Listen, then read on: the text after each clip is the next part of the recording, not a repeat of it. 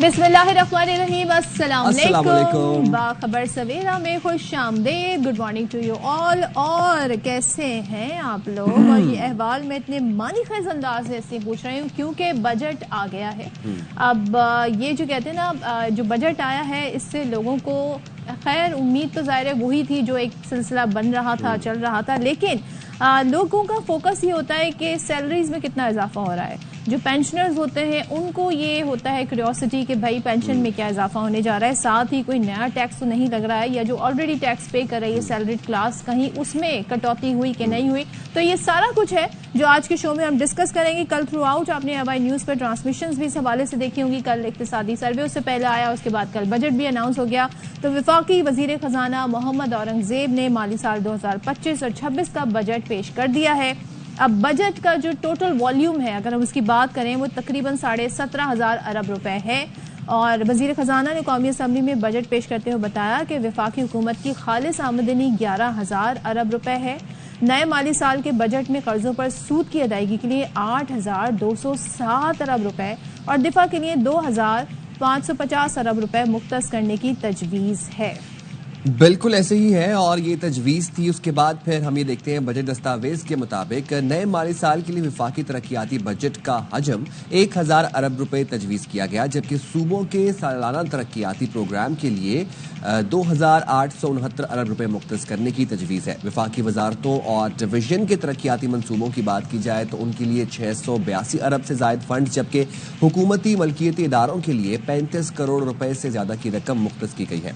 अब बजट के मुताबिक NHA को आइंदा माली साल 226 अरब 98 करोड़ रुपए से ज्यादा मिलेंगे। पावर डिवीजन को आइंदा माली साल 90 अरब 22 करोड़ रुपए देने की तजवीज है, जबकि आबी वसाइल की बात की जाए तो आबी वसाइल डिवीजन को आइंदा माली साल 133 अरब 42 करोड़ रुपए देने की तजवीज है। तो ये तमाम तर सूरत हाल है। अब यह है कि वफाकी बजट में जरा आ जाते हैं कि तनख्वाहदार तबका यानी कि हम और आप मजदूर तबका, इसके लिए है क्या? तनख्वाहदार तबके के लिए टैक्स स्लैब्स में कमी की गई है और सालाना, ये बात याद रखिएगा, सालाना 6 से 12 लाख तक तनख्वाह पर टैक्स की शरह 5 से कम होकर 2.5% की गई है और 12 लाख आमदनी पर सालाना टैक्स की रकम 30,000 रुपए से कम करके 6,000 करने की तजवीज़ की गई है।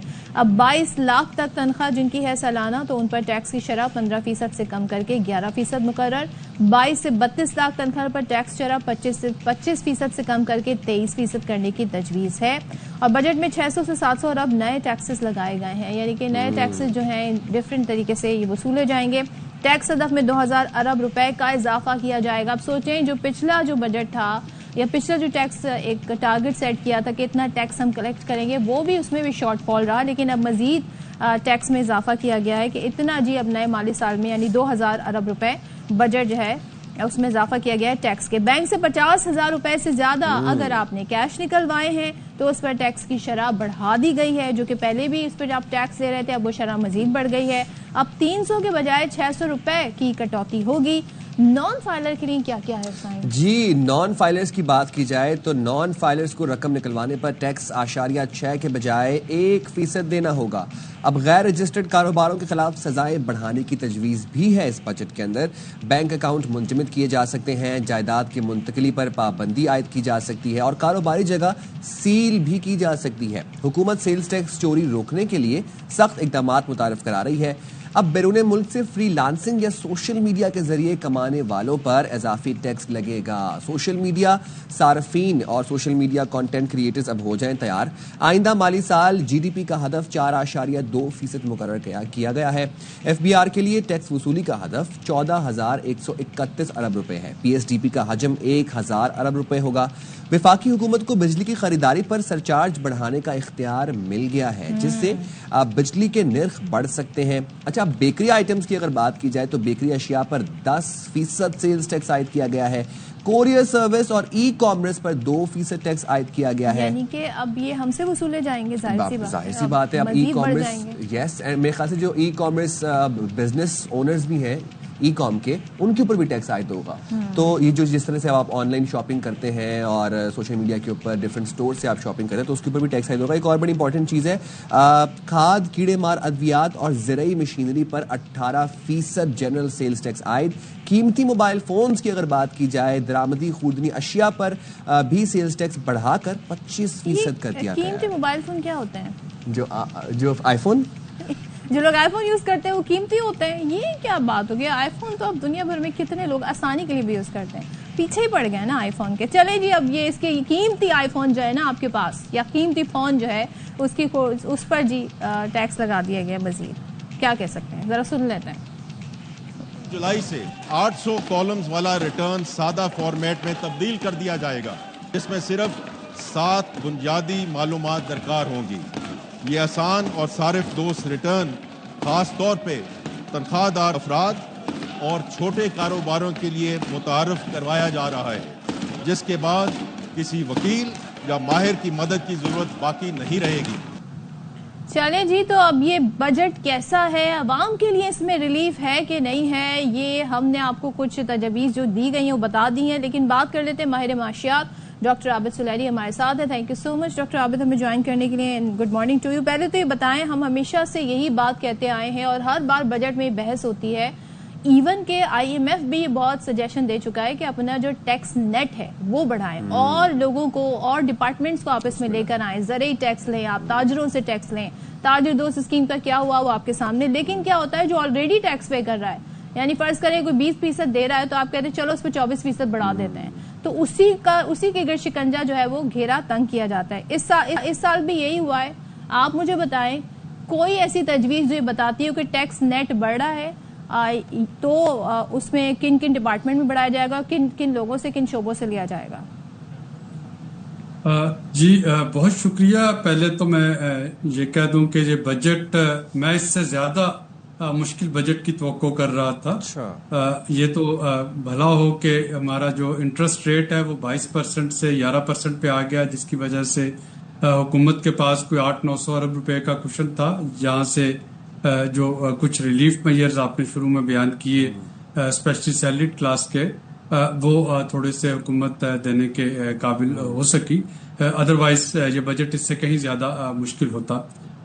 دوسری کریکشن یہ ہے کہ کھاد اور جو زرعی پیسٹیسائڈز ہیں ان پہ سیلز ٹیکس جو ہے وہ نہیں بڑھایا گیا ہے. وہ کل وزیر خزانہ نے کہا کہ پرائم منسٹر نے منع کر دیا, لہٰذا اس میں اضافہ نہیں کیا جا رہا. یہ تو ہوگی دو امپورٹنٹ چیزیں. تیسری جو ہمیں چیز یاد رکھنی ہے کہ پچھلے سال کے بجٹ کی نسبت یہ بجٹ جو ہے یہ 1300 ارب روپے کم کا بجٹ ہے. یعنی جو 30 جون کو مالی سال ختم ہو رہا ہے, اس کا بجٹ جو تھا یہ 18.8 ٹریلین روپے کا تھا, جبکہ اگلے آنے والے سال کا بجٹ اس سے کم ہے. اور اسی طرح سے حکومت نے اپنے جو ایکسپینڈیچرز ہیں وہ بھی کم کیے ہیں. جو فسکل ڈیفیسٹ ہوتا ہے, آمدنی اور اخراجات کے درمیان جو امبیلنس, وہ بھی پریسائزلی. ایک بات بتائیے گا سلیری صاحب, ہم سمجھے تھے نان فائلرز ہیں ان کو ظاہر ہے آپ نے کہتے ہیں نا ٹف ٹائم دیا جائے گا. پچھلے سال سے, پچھلے بجٹ سے ہم دیکھ رہے ہیں کہ جی ان کو سفری پابندیاں ہوں گی, بینک اکاؤنٹ کھلوانے میں بھی یہ ہوگا, لین دین میں, پراپرٹی میں, گاڑی خریدنے میں. اب تو 6.6% سے وہ 1% دیں گے. پورا سال وہ ٹیکس نہ دیں اور بس 1% دے کے اور وہ اپنے سارے کام کروا سکتے ہیں. تو یہ اس کو کہاں سے کہتے ہیں جی کہ شکنجا سخت ہو گیا ہے؟ تو اس کا مطلب تو آپ ان لوگوں کو ڈی موٹیویٹ کر رہے ہیں جو آلریڈی ٹیکس پے کر رہے ہیں اور مزید ٹیکس پے کریں گے. نہیں, ایسا نہیں ہے. دیکھیے اس میں اب نان فائلر کی کیٹیگری تو ویسے ہی ختم ہوگی نا. اب آپ کے پاس 2 کیٹیگریز ہوں گی, ایلیجیبل اور ان ایلیجیبل. ان ایلیجیبل سے مراد یہ ہے کہ جو ہاؤس وائفز ہیں یا جو ہوم میکرز ہیں گھر میں, یا جو پینشنرز ہیں جن کی پینشن جو ہے وہ سالانہ 1 کروڑ سے کم ہے, یا ہمارے باقی بہت سے افراد جو کہ ٹیکسیبل انکم جن کی نہیں بنتی ہے, جو اسٹوڈنٹس ہیں. باقی سارے کے سارے لوگ بھلے ان کو نیل کی ریٹرن فائل کرنا ہو, اور جیسا کہ وزیر خزانہ نے کہا کہ اب وہ جو فارم ہے ریٹرن کا اس کو بڑا سادہ بنا رہے ہیں. صرف 7-8 اس میں کالم ہوں گے جو کہ بھرنے ہوں گے اور ہر کوئی اس کو بھر سکتا ہے. جس میں اگر آپ کی آمدنی نہیں ہے تو آپ بتا سکتے ہیں کہ آپ کی آمدنی نہیں ہے. نان فائلر کے لیے جو میجر اقدامات کیے جا رہے ہیں وہ یہ ہے کہ اب FBR اور بینکس یہ آپس میں اپنا ڈیٹا ٹرائنگولیٹ کر سکتے ہیں. اور اگر آپ کو گاڑی جو ہے وہ لینی ہے, اگر آپ کو پراپرٹی لینی ہے, اگر آپ کو انٹرنیشنل ٹریول کرنا ہے تو اسی ڈیٹا کی مدد سے وہ دیکھ سکیں گے کہ یہ فائلر ہیں اور یا نان فائلر, اور اگر وہ نان فائلر ہیں تو اس کو آگے پروسیس نہیں کیا جائے گا, اس کو جو ہے کسی قسم کی فردر ایکٹیویٹی جو ان کی جو ہے اکنامک وہ نہیں ہو پائے گی.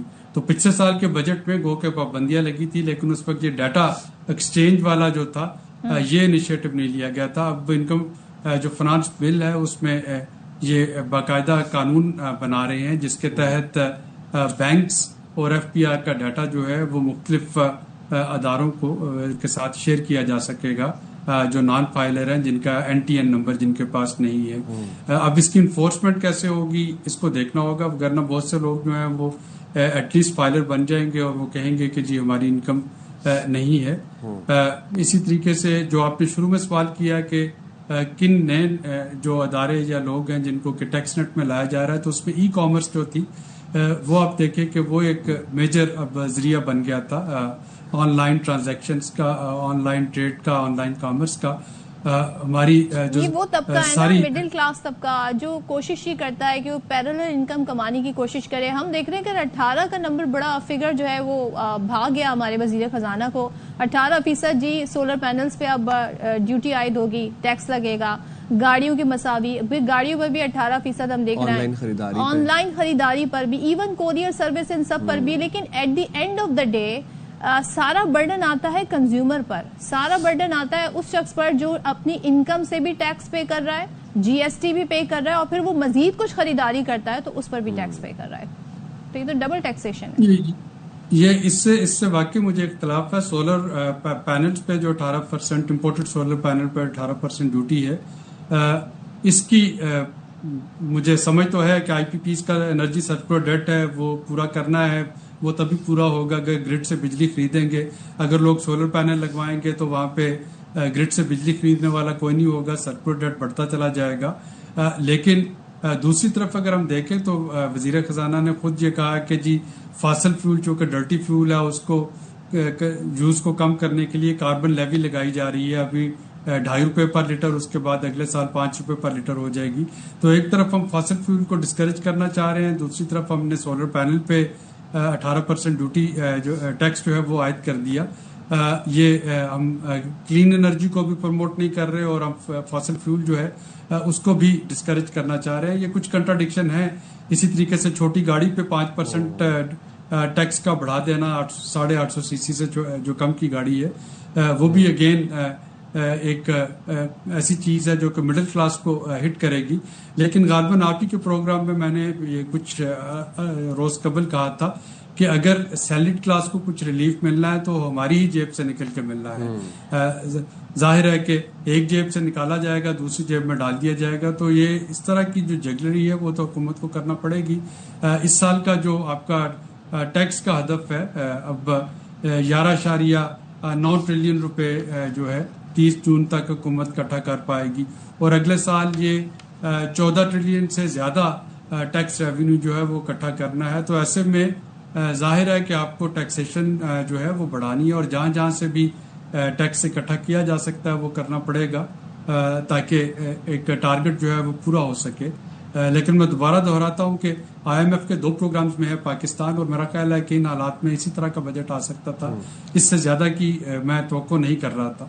عابد صاحب یہ ذرا ہمارے ویورز کی انڈرسٹینڈنگ کے لیے آسان الفاظ میں بتائیے گا کہ یہ جو 50,000 سے اوپر کیش نکلوانے پر کٹوتی ہوگی یہ فائلرز نان فائلرز دونوں کے اوپر ہوگی, یا جو بھی نیو ٹرم ہے اس کے لیے ایلیجیبل نان ایلیجیبل لوگ ہیں دونوں کے اوپر یہ کٹوتی ہوگی؟ نہیں, یہ نان فائلر کے لیے ہے. اگر آپ فائلر ہیں تو پھر تو آپ کے پاس وہ ود ہولڈنگ ٹیکس آپ پہ آتے ہیں. فائلر کے لیے تو اس طرح کی کوئی کٹوتی نہیں. ٹھیک. اچھا، اور ہمیں ذرا سیلریز پر آ جاتے ہیں. ایک طرف ہم دیکھ رہے ہیں ہماری جو حکومتیں ہیں جو گزرا ہیں 800%، 900%، ابھی ریسنٹلی چیئرمین سینٹ کی بات کر لیں، اسپیکر قومی اسمبلی کی بات کر لیں 600%. گو کہ یہ ایک شخصیات ہیں، ایک عہدہ ہے، لیکن جب حکومت عوام کو یہ درس دیتی ہے کہ مارکیٹ جلدی بند کر لیں، آسٹیریٹی کی بات کرتی ہے، اپنے اخراجات کم کر لیں، چائے کم پئیں، یہ چیز کم کر دیں، وہ چیز کم کر دیں، لیکن ایک طرف حکومت کے اخراجات دیکھیں آپ، مطلب کہیں پر عوام سے ان کی لائف سٹائل میچ ہی نہیں کرتا ہے. تو ہم انہیں عوامی نمائندہ کہتے ہیں، لیکن عوام کے لیے جب ٹیکس تنخواہ بڑھانے کی بات آتی ہے تو 10%، پینشن بڑھانے کی بات آتی ہے تو 7%. تو یہ کھلا تضاد نہیں ہے سلاری صاحب؟ یہ بالکل گو کہ اتنے بڑے بجٹ میں یہ میٹر نہیں کرتی چھوٹی سی جو انکریزز ہیں 600% بھی، لیکن سمبولکلی یہ ٹائمنگ ٹھیک نہیں تھی. آپٹکس تو برے ہیں میرا خیال ہے کہ میرا خیال ہے کہ اس کو نہیں بڑھایا جانا چاہیے تھا. ظاہر ہے کہ اگر آپ آسٹیریٹی کا درس دے رہے ہیں عوام کو، عوام پہ آپ ٹیکسیشن کر رہے ہیں، تو یہ عوامی نمائندوں کو اپنے سے شروع کرنا چاہیے تھا. کیا ہی اچھا ہوتا کہ اگر یہ کہا جاتا کہ جی عوامی نمائندے جو ہیں ان کی تنخواہ میں ایک سمبولک کٹوتی کی جا رہی ہے 2%، 4%، 5%، اور عوام کو ریلیف دیا جا رہا ہے. اگین اس سے کوئی بڑا فرق نہیں پڑتا، لیکن ایک میسج جو ہے وہ بڑا اچھا چلا جاتا. اب آپ درست فرما رہی ہیں کہ گو کہ یہ نمبر بہت بڑا نہیں ہے عوامی نمائندوں کے لیے. اگر 1200 لوگوں and what about the people، وہ لوگ جو پرائیویٹ سیکٹر میں کام کر رہے ہیں سلاری صاحب، ان کے لیے تو کچھ سوچا جا سکتا تھا کہ کم سے کم سیلری کا تعین یا سالانہ بڑھانی چاہیے، کچھ اس چیز کو ایک کمپلسری بھی کیا جا سکتا تھا. منیمم ویجز جو ہے وہ نہیں بڑھائی گئی. وہ اگر بڑھا دی جاتی تو بہت بہتر ہوتا. اس وقت جو کرنٹ منیمم ویجز ہے ورلڈ بینک کی پاورٹی ڈیفینیشن کے مطابق تو اتنے پیسے لینے والا خطہ غربت سے نیچے ہے. اب جب آپ کی پاورٹی کی ڈیفینیشن پاکستان جیسے ملکوں کے لیے $4.2 پر ڈے کی ہو گئی ہے، جو کہ تقریباً 1170 روپے آج کے ریٹ سے بن رہے ہیں، تو ہماری منیمم ویجز جو ہیں وہ تو اس کو بھی پورا نہیں کر رہی ہیں. تو اس کا مطلب ہے کہ 33,000 روپیہ لینے والا جو بھی فرد ہے جو کہ منیمم ویج پہ ہے وہ خطہ غربت سے نیچے ہے. تو اس کو بڑھانے کی ضرورت تھی، لیکن وزیر خزانہ اس کے بارے میں انہوں نے کوئی جو ہے اسٹیٹمنٹ نہیں دی. آئی ہوپ کہ جب اس کو پارلیمنٹ میں ڈسکس کیا جا رہا ہو تو وہاں پہ کوئی یہ موشن لے کے آئے کہ اس کو بڑھایا جائے. اس کو سمبولکلی بھی بڑھا دیتے تو کم از کم ملٹی نیشنل جو ہیں وہ تو منیمم ویجز کو فالو کرتی ہیں. باقی پرائیویٹ سیکٹر سے اگر انفورس نہیں بھی کروایا جا سکتا تو بہت سے اچھے ادارے جو ہیں وہ اس کو فالو کرتے ہیں، اور یہ ایک کافی بہتری لاتا اسپیشلی جو لوئسٹ انکم ارنر ہیں اس ملک میں. ٹھیک ہے، تھینک یو سو مچ سلاری صاحب. اور ظاہر ہے جو طبقہ ہے بہت بڑا طبقہ ہے جو پرائیویٹ سیکٹر میں کام کرتا ہے، اگر یہ تجویز بھی آ جاتی کہ ان کی بھی سالانہ سیلری بڑھائی جائے، کیونکہ جب آپ ہر چیز پر ٹیکس لگا رہے ہیں، آپ e commerce per, on line shopping per, bank سے پیسے نکلوانے پر، ہر چیز پر جب آپ ٹیکس لگا رہے ہیں تو قوت خرید تو اس طبقے کی بھی کم ہو رہی ہے، تو وہاں پر بھی سیلری بڑھنی چاہیے. وائی اونلی گورنمنٹ آفیشلز یا گورنمنٹ امپلائیز؟ اور آپ کی بات بالکل ٹھیک تھی کہ کم سے کم جو ویج کا ہے وہ پیمانہ اس کو انکریز کرنا چاہیے. 33,000 میں کس کا گھر چلتا ہے مجھے نہیں پتا اس بات کا، میری سمجھ سے بالا تر ہے. دوسری بات یہ کہ آپ سالانہ انکریمنٹس کو بھی آپ اس بارے میں بھی بات کر سکتے ہیں اپنے بجٹ کے اندر. But then again moving on, وفاقی بجٹ 2025-26 میں حکومت نے ماحولیاتی تحفظ اور الیکٹرک گاڑیوں کے فروغ کے لیے پیٹرولیم، ڈیزل اور فرنس آئل پر کاربن لیوی عائد کرنے کا فیصلہ کیا ہے. اب یہ کاربن لیوی کے اوپر بڑی چرچا ہو رہی ہے. پیٹرول، ہائی سپیڈ ڈیزل اور فرنس آئل پر فی لیٹر 2.5 روپے کاربن لیوی عائد ہوگی، جو مالی سال 2026-27 میں 5 روپے فی لیٹر تک بڑھائی جا سکتی ہے. فرنس آئل پر لیوی 2,665 روپے فی ملین ٹن مقرر کی گئی ہے. پیٹرول اور ڈیزل گاڑیوں پر انجن کیپیسٹی کے مطابق اضافی لیوی لگائی جائے گی. چھوٹی گاڑیاں بھی مہنگی ہوں گی، 5 سال پرانی درآمدی گاڑیاں سستی ہوں گی. مقامی گاڑیوں کی تیاری میں استعمال ہونے والے خام مال اور کسٹم ڈیوٹی 20% سے کم کر کے 15% کر دی گئی ہے. اچھا جی، اب ذرا آپ کو بتا دیتے ہیں کہ آئندہ والی سال کے جو بجٹ ہے اس میں سولر پینلز کی درآمد پر 18% ٹیکس عائد کرنے کی تجویز ہے. جس پر ماہرین اور عوامی حلقوں میں کافی تشویش پائی جاتی ہے، کیونکہ جس طریقے سے بجلی کے بل آ رہے تھے، لوگوں نے اپنی جمع پونجی اپنی انویسٹمنٹ کے ذریعے سولر پینلز لگائے، اور ظاہر ہے جب جو بجلی بچ جاتی ہے پھر وہ واپس بھی بھیجتے ہیں گریڈ میں، جو وہاں پر جس بھی کہتے ہیں صوبے میں جو بھی جس طریقے سے انتظام چل رہا ہے، یہ اقدام مقامی صنعت کو فروغ دینے کے لیے کیا جا رہا ہے، اس بات کا اظہار کیا گیا حکومت کی طرف سے۔ تاہم ناقدین کہتے ہیں کہ اس سے سولر سسٹمز مہنگے ہوں گے اور عوام مہنگی سرکاری بجلی خریدنے پر مجبور ہو جائیں گے، یعنی وہ سوچیں گے جی فائدہ کیا ہو رہا ہے، ہم اتنا پیسہ بھی لگا رہے ہیں لیکن ہم مہنگی بجلی جو ہے سولر کے ذریعے بھی حاصل کر رہے ہیں۔ وفاقی حکومت نے بجٹ میں پاور سیکٹر کے 47 منصوبوں کے لیے 104 ارب روپے مختص کرنے کی تجویز کی ہے، جن میں داسو ہائیڈرو پاور، کوئلے سے بجلی، انڈسٹریل زونز کو بجلی فراہمی، ٹرانسمیشن لائنز شامل ہیں۔ پیٹرولیم شعبے میں بھی مشینری پلانٹس پر درآمدی ڈیوٹی 15 سے کم کر کے 10% ہے، تاکہ تیل اور گیس کی تلاش کا فروغ جو ہے وہ ہو سکے۔ رینیویبل انرجی کے فروغ کے دعووں کے برعکس سولر پر بھاری ٹیکس کی پالیسی پر اب سوالات اٹھ رہے ہیں۔ چلیں جی، اس حوالے سے بات کر لیتے ہیں۔ انرجی اکانومسٹ ڈاکٹر خالد ولید ہمارے ساتھ موجود ہیں۔ خالد صاحب بہت شکریہ، آپ نے ہمارے پروگرام کے لیے وقت نکالا۔ حکومت نے درآمدی سولر پینل پر 18% ٹیکس لگانے کا اس اقدام کو آپ کیسے دیکھتے ہیں توانائی پالیسی کے تناظر میں؟ آلسو جو اس کے اوپر اب وہ جو آرگیومنٹ دیا جا رہا ہے وہ یہ ہے کہ مقامی سولر پینل کی جو صنعت ہے اس کو فروغ ملے گا، بٹ ڈونٹ یو تھنک کہ once the competition is removed from the market اور آپ کی مارکیٹ میں ایک ڈومیننس کریٹ ہو جائے گی تو عوام تو آٹومیٹکلی حکومتی مہنگی بجلی خریدنے پر مجبور ہو جائے گی؟ جی بہت شکریہ، بالکل ٹھیک کہہ رہے ہیں آپ۔ یہ ایک کانٹرڈکشن ہے بٹوین جو آئی ایم ایف کا ای ایف ایف ہے، ایکسٹینڈڈ فنڈ فیسلٹی، اور جو ریزیلینس سسٹینیبلٹی فیسلٹی ہے۔ آپ کا جو میکرو اکنامک ایسپیکٹ ہے یا آپ کے جو انرجی سیکٹر کے مسائل ہیں اس کے درمیان، اور جو آپ کلائمیٹ پہ انویسٹمنٹس اور آگے کلائمیٹ کا فیوچر دیکھ رہے ہیں اس کے درمیان ایک کانٹرڈکشن ہے۔ آپ جی ایس ٹی لگا رہے ہیں سولر پینلز پہ اور انڈیجنائزیشن کی طرف جا رہے ہیں۔ ایک الٹیمیٹ گول جو ہے، دو الٹیمیٹ گولز جو ہیں وہ آپ اچیو کرنا چاہ رہے ہیں۔ ایک یہ کہ انڈسٹریز جو ہیں وہ ایکولائز ہو جائیں جی ایس ٹیز پہ، اور دوسرا یہ کہ جو آپ کی گریڈ کی ڈیمانڈ ہے وہ بڑی تیزی سے ڈکلائن کری ہے، وہ کسی طریقے سے جو ہے وہ آپ واپس لے لیں، حکومت عوام جو ہے وہ واپس گریڈ کی طرف آ سکیں۔ لیکن اس سے ہوگا یہ کہ آپ کا جو سولر پینل جو کہ ایک کمیونٹی ڈریون ریولوشن تھا، اس میں جو ہے وہ ایک نیگیٹو سگنل جائے گا، مارکیٹ میں پرائسز بڑھ جائیں گی، اور آپ کا جو ایک کلائمیٹ کمٹمنٹس تھیں، آپ کا لوگوں نے جو اپنی الیکٹریسٹی ٹیرف بڑھنے کی وجہ سے جو سولر پہ انویسٹ کیا تھا وہ ایک دم سے رک جائے گا۔ خاص طور پہ وہ لوگ جو سولر پرائسز نیچے آنے کی وجہ سے مڈل کلاس اب اس کو افورڈ کر سکتی تھی، اس کے لیے یہ دورانیہ جو ہے وہ تھوڑا سا زیادہ بڑھ جائے گا۔ اب حکومت کو کرنا یہ ہے کہ کسی طریقے سے ریسنٹلی ایک پوری اسٹڈی آئی تھی، ایک آرٹیکل چھپا تھا جس میں بتایا گیا تھا کہ پاکستانی عوام نے اپنے ہی تئیں ریولوشنر لے کر آئے، وہ گرین ریولوشن لے کر آئے، انہوں نے سولر پینل جس تعداد میں لگائے، مطلب ان 5 ایسی کنٹریز میں ہمارا شمار ہو رہا تھا جنہوں نے سب سے زیادہ درآمد کی تھی سولر پینل، جس کی وجہ سے ہم ماحولیاتی آلودگی سے بچ سکتے ہیں۔ لیکن اب ہم تو ایک طرف تو فنڈ لے رہے ہیں، ایک طرف تو ہم قرضہ لے رہے ہیں آئی ایم ایف سے، کیونکہ ہمیں کلائمیٹ چینج، کلائمیٹ کے حوالے سے بہت سارے اقدام اٹھا رہے ہیں۔ دوسری طرف ہم جب عوام پہ ٹیکس لگا دیں گے، درآمدی سولر پینلز پر ٹیکس لگا دیں گے، تو وہ جو ریولوشن ہے وہ تو وہیں کی وہیں دم توڑ جائے گی۔ پھر تو لوگ کہیں گے جی اب اگر ہمیں بجلی ایسے ہی مہنگی مل رہی ہے تو پھر ہم حکومت کی دی ہوئی بجلی استعمال کریں۔ تو حکومت کی کنسیڈریشن میں یہ چیزیں نہیں تھیں کیا جب ساری چیزیں ڈیزائن ہو رہی تھی بجٹ کے حوالے سے؟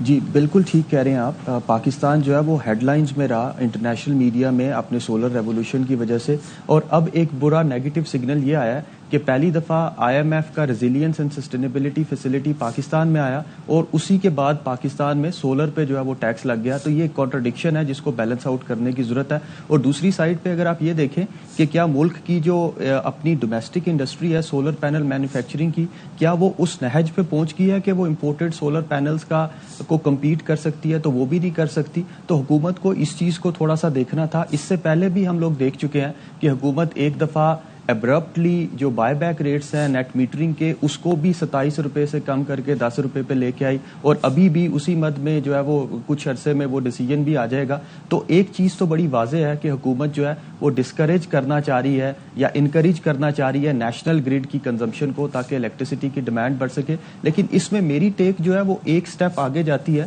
وہ یہ کہ جو آپ کا آر ایس ایف فیسلٹی ہے، جو ریزیلینس اینڈ سسٹینیبلٹی فنڈ ہے، آپ نے آئی ایم ایف کے ساتھ نیگوشیٹ کیا، اس کا ایک ریفارم میئر یہ بھی ہے کہ آپ نے الیکٹریسٹی کی جو سبسڈیز ہیں، بلینکٹ سبسڈیز، ان کو ختم کرنا ہے थ्रू टारगेटेड सब्सिडीज और वो बेनजीर इनकम सपोर्ट प्रोग्राम के थ्रू होगी। एक चीज यहाँ पे समझने वाली है कि मुल्क के जो टोटल इलेक्ट्रिसिटी कंज्यूमर्स हैं वो 54% उन कंज्यूमर्स का प्रोटेक्टेड कंज्यूमर है। इसका मतलब है कि उन कंज्यूमर्स को आप बेनजीर इनकम सपोर्ट प्रोग्राम के थ्रू टारगेटेड सब्सिडीज दे रहे होंगे जो कि शायद अनसस्टेनेबल हो जाए फ्यूचर में जाके। तो एक चीज ये की जा सकती थी इन सारी चीजों को लिंक करते हुए कि जो पेट्रोलियम डेवलपमेंट लेवी से आपका रेवेन्यू आ रहा है उसको यूज करते हुए आप सोलर पैनल्स सब्सिडाइज्ड रेट्स पे उन लोगों को देते जो कि प्रोटेक्टेड कंज्यूमर्स थे और उनसे वो सब्सिडीज वापस ले लेते, वो शायद ज्यादा आपके लिए सस्टेनेबल होता। और फिर जो सब्सिडी की मद में चीजें बच रही थी उसको यूज करते हुए आप रैशनलाइज करते इलेक्ट्रिसिटी टैरिफ को, इंडस्ट्रियल कंज्यूमर्स के लिए टैरिफ कम कर देते, वो कंज्यूमर्स जो ज्यादा बिजली कंज्यूम करते हैं उनके लिए टैरिफ नीचे आ जाता। तो शायद ये पॉलिसी ज्यादा इंटीग्रेटेड पॉलिसी होती, ज्यादा लॉन्ग टर्म होती, बजाय इसके कि आप सोलर पैनल को या रूफ टॉप सोलर को डिसइंसेंटिवाइज करें थ्रू जीएसटी या through cutting back the buyback rate. तो ये चीज अगर कर ली जाती तो इससे आप आगे जाके शायद क्लाइमेट कमिटमेंट्स को भी सपोर्ट मिलती, आप शायद कार्बन मार्केट्स में कार्बन क्रेडिट इसके बना के जो है वो अर्न कर सकते थे। तो इस तरह की 2-3-4 आउट ऑफ बॉक्स थिंकिंग अगर होती तो मार्केट को भी कॉन्फिडेंस मिलता। खरीदने के बावजूद भी लोड शेडिंग का शिकार भी हम हैं, फिर गैस भी प्रॉपर तरीके से घरों में नहीं आती है। तो इतना कुछ देने के बाद, टैक्सेस देने के बाद भी अवाम सवाल ये उठाते हैं कि हमें मिल क्या रहा है। और मैं डॉक्टर साहब इसमें ऐड करना चाहता हूँ कि देखें, एक जानिब हम देख रहे हैं कि कार्बन कंट्रोल करने की कोशिशें की जा रही हैं, IMF की शराइत भी थी हुकूमत की जाने से, हम देख रहे हैं पॉलिसीज इंट्रोड्यूस करवाई गई। पंजाब में देखा माहौलियाती फोर्स भी एक इंट्रोड्यूस करवाई गई, अच्छा खासा उसके ऊपर भी खर्चा किया गया।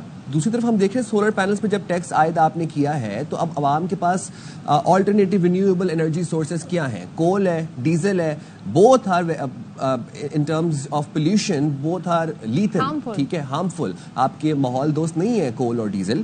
दूसरी तरफ हम ये भी देख रहे हैं कि हाइब्रिड गाड़ियां हैं, उनके ऊपर भी ड्यूटीज आयद कर दी गई हैं। हाइब्रिड गाड़ियां एक तो माहौल दोस्त होती हैं, वो उनकी कार्बन एमिशन कम होती है, दूसरी बात यह है कि वो पेट्रोल कम से कम पेट्रोल के ऊपर चलती हैं। कितनी हौसला शिकनी की जा रही है अवाम की इस इकदाम के बाद, वो अवाम जो कि रिन्यूएबल सोर्सेज के ऊपर कन्वर्ट करना चाह रहे हैं अपनी जेब के मुताबिक। जी बिल्कुल ठीक कह रहे हैं। देखें, रिन्यूएबल सोर्सेज पे कन्वर्ट होना ना सिर्फ आपके माहौल दोस्ती की अलामत है बल्कि पाकिस्तान की इंपोर्ट डिपेंडेंस जो है उसको भी ख़त्म कर देगा। तो शायद हुकूमत थोड़ा सा कुशन रखते अपनी सब्सिडीज़ को, खर्चों को, जो कि इस दफ़ा पहली दफ़ा कम भी हुए हैं हुकूमत के खर्चे, उनको थोड़ा सा बेटर यूटिलाइज करते हुए इस तरह से रिसाइकल कर सकती थी कि हम लॉन्ग टर्म की प्लानिंग करते। एक और मैयर जो IMF के प्रोग्राम में आया RSF में, वो ये था कि ICEs को आपने टैक्स करना था जो इंटरनल कंबस्टन इंजन वाली गाड़ियां हैं, और उस रेवेन्यू को रिसाइकल करना था for the 2 wheelers and 3 wheeler electric vehicles. तो ये चीज भी अगर बजट में रिफ्लेक्ट हो रही होती और बड़ी वाज़े तौर पर रिफ्लेक्ट हो रही होती तो शायद इससे इलेक्ट्रिक व्हीकल मार्केट को जो है वो जो है कॉन्फिडेंस मिलता। एक पॉइंट जो रह गया था सोलर पैनल में वो ये कि अभी आपने रिसेंटली देखा होगा कि जो आपके ये ओले पड़े और आपकी क्लाइमेट चेंज की वजह से जो आपके वेदर पैटर्न्स चेंज हो रहे हैं, उसकी वजह से सोलर पैनल्स की जो क्वालिटी है अब वो बड़ा मैटर करती है। तो क्या हुकूमत इंडिजिनाइज करते हुए डोमेस्टिक इंडस्ट्री में क्या ये इंश्योर कर पाएगी कि क्या उनकी क्वालिटी स्टैंडर्ड मेंटेन होंगे? तो थोड़ा सा इस चीज को भी बैलेंस आउट करने की जरूरत है। आपकी बात बिल्कुल दुरुस्त है कि आपको मैक्रो इकोनॉमिक्स और आपकी क्लाइमेट चेंज को अब हैंड इन हैंड जाना होगा, बैलेंस आउट करना होगा, लेकिन साथ में जो अफोर्डेबिलिटी का आंसर है उसको भी देखना होगा कि क्या हम ये सारे के सारे मेयर्स जो हैं सिर्फ और सिर्फ अपर क्लास और अपर मिडिल क्लास के लिए तो नहीं दे रहे, क्योंकि जब तक आप पुअर क्लास को और मिडिल क्लास को इस धारे में नहीं लेके आएंगे क्लाइमेट इकोनॉमी के धारे में, तब तक आप जो है वो ना सिर्फ क्लाइमेट एक्शन पे इन्वेस्ट कर पाएंगे, ना ही आप एक स्टेबलाइज्ड मैक्रो इकोनॉमी पे इन्वेस्ट कर पाएंगे। और साथ साथ में आपको ये भी देखना है अगेन कि आप किस तरह से 2 व्हीलर्स और 3 व्हीलर्स को मेन स्ट्रीम करते हैं, किस तरह से उनको कंपैटिटिव करते हैं, उसके लिए भी आपको एक पूरी सप्लाई चेन चाहिए होगी। लेकिन इस तरह के मेयर्स लेने से, जिस तरह से आपने कहा कि हाइब्रिड गाड़ियों पे भी टैक्स लग गया, तो इस तरह के मेयर से नेगेटिव सिग्नल जो है वो मार्केट में आता है, जिस चीज को अवॉइड करना चाहिए। बहुत शुक्रिया। खालिद वलीद साहब हमारे साथ मौजूद थे। जी, अब बहुत सारे अच्छे इकदाम भी होते हैं, लेकिन इन्फोर्समेंट की बात होती है। जब सैलरीज बढ़ाने की बात होती है तो फिर जो कम से कम आमदन है लोगों को वो भी नहीं मिल रही होती है। तो ये फिर गवर्नमेंट का काम है इन्फोर्स कराना, और जो तबका टैक्स नहीं दे रहा उससे टैक्स लेना भी गवर्नमेंट का काम है, अद्वियात का काम। You are right. और दूसरी बात ये है कि हम बहुत वर्स एक्सपेक्ट कर रहे थे, हम वो एक ऐसे लोग हैं जो वर्स एक्सपेक्ट करते हैं, but the absence of war doesn't mean piece. तो जब तक पूरी क़यामत एक टूटने में लगता है कि सब कुछ अच्छा जा रहा है। सो यस, इस बजट में काफी एस्पेक्ट्स में हमें रिलीफ देखने को मिला, बट कीमती मोबाइल, ऑनलाइन शॉपिंग, जीएसटी, हम जाएंगे छोटी सी कोरियर पर टैक्स हाजिर होंगे, लेते हैं एक टैक्स और वापस आते हैं टैक्स के बाद।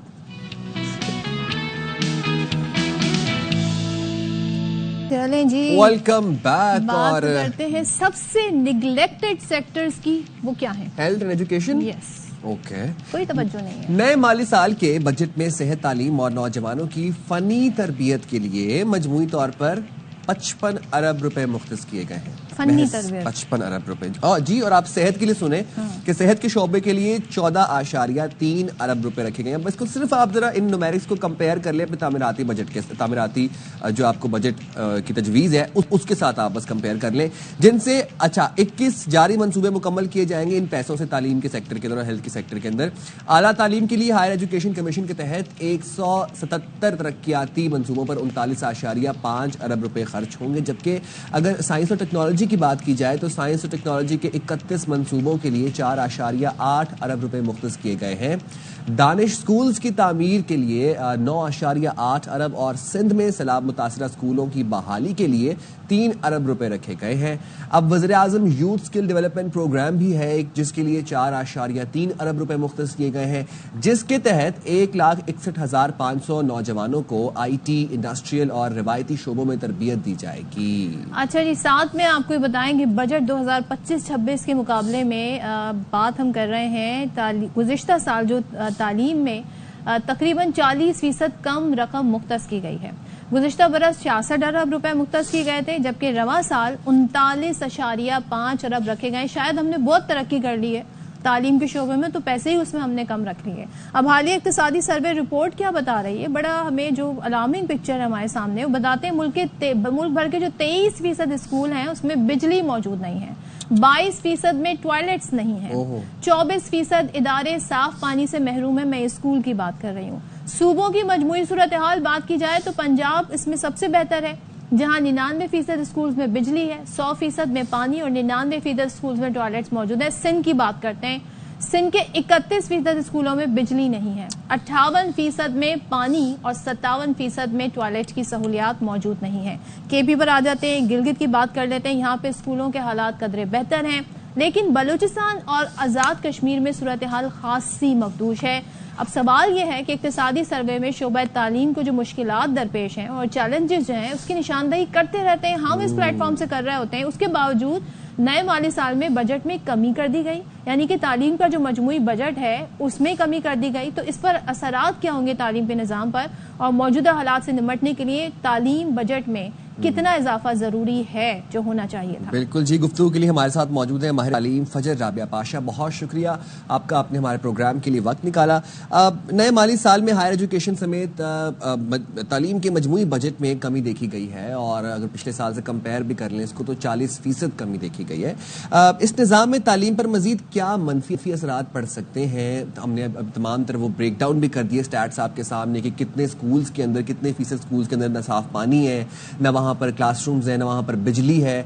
तो कैसे देखती हैं आप इसको? इस बजट के अंदर मजीद क्या क्या कौन कौन से इकदाम जो किए जा सकते हैं बच्चों के लिए? जी, बिस्मिल्लाहिर्रहमानिर्रहीम। अच्छा, एक तो पहले मैं ये बात कहूँगी कि ये भी फेडरल बजट आया है, तो एजुकेशन जो है आपका 18th अमेंडमेंट के बाद एक सूबाई आपको पता है एक सब्जेक्ट है, और हम अब ये देखेंगे कि सूबे क्या क्या एलोकेट करते हैं अपने एंड पे। पंजाब है, सिंध है, बलूचिस्तान है, KP है, और ये अपने बजट्स में से कितना बजट एक्चुअली एलोकेट करते हैं एजुकेशन के ऊपर। जो अभी मैं अगर इस करंट बजट को जो कल हमने देखा है उसको देखूं तो मैं ऑफ कोर्स ये कहूंगी कि हमें बजट की बहुत ज़्यादा ज़रूरत है और बजट में इंक्रीज की बहुत ज़रूरत है।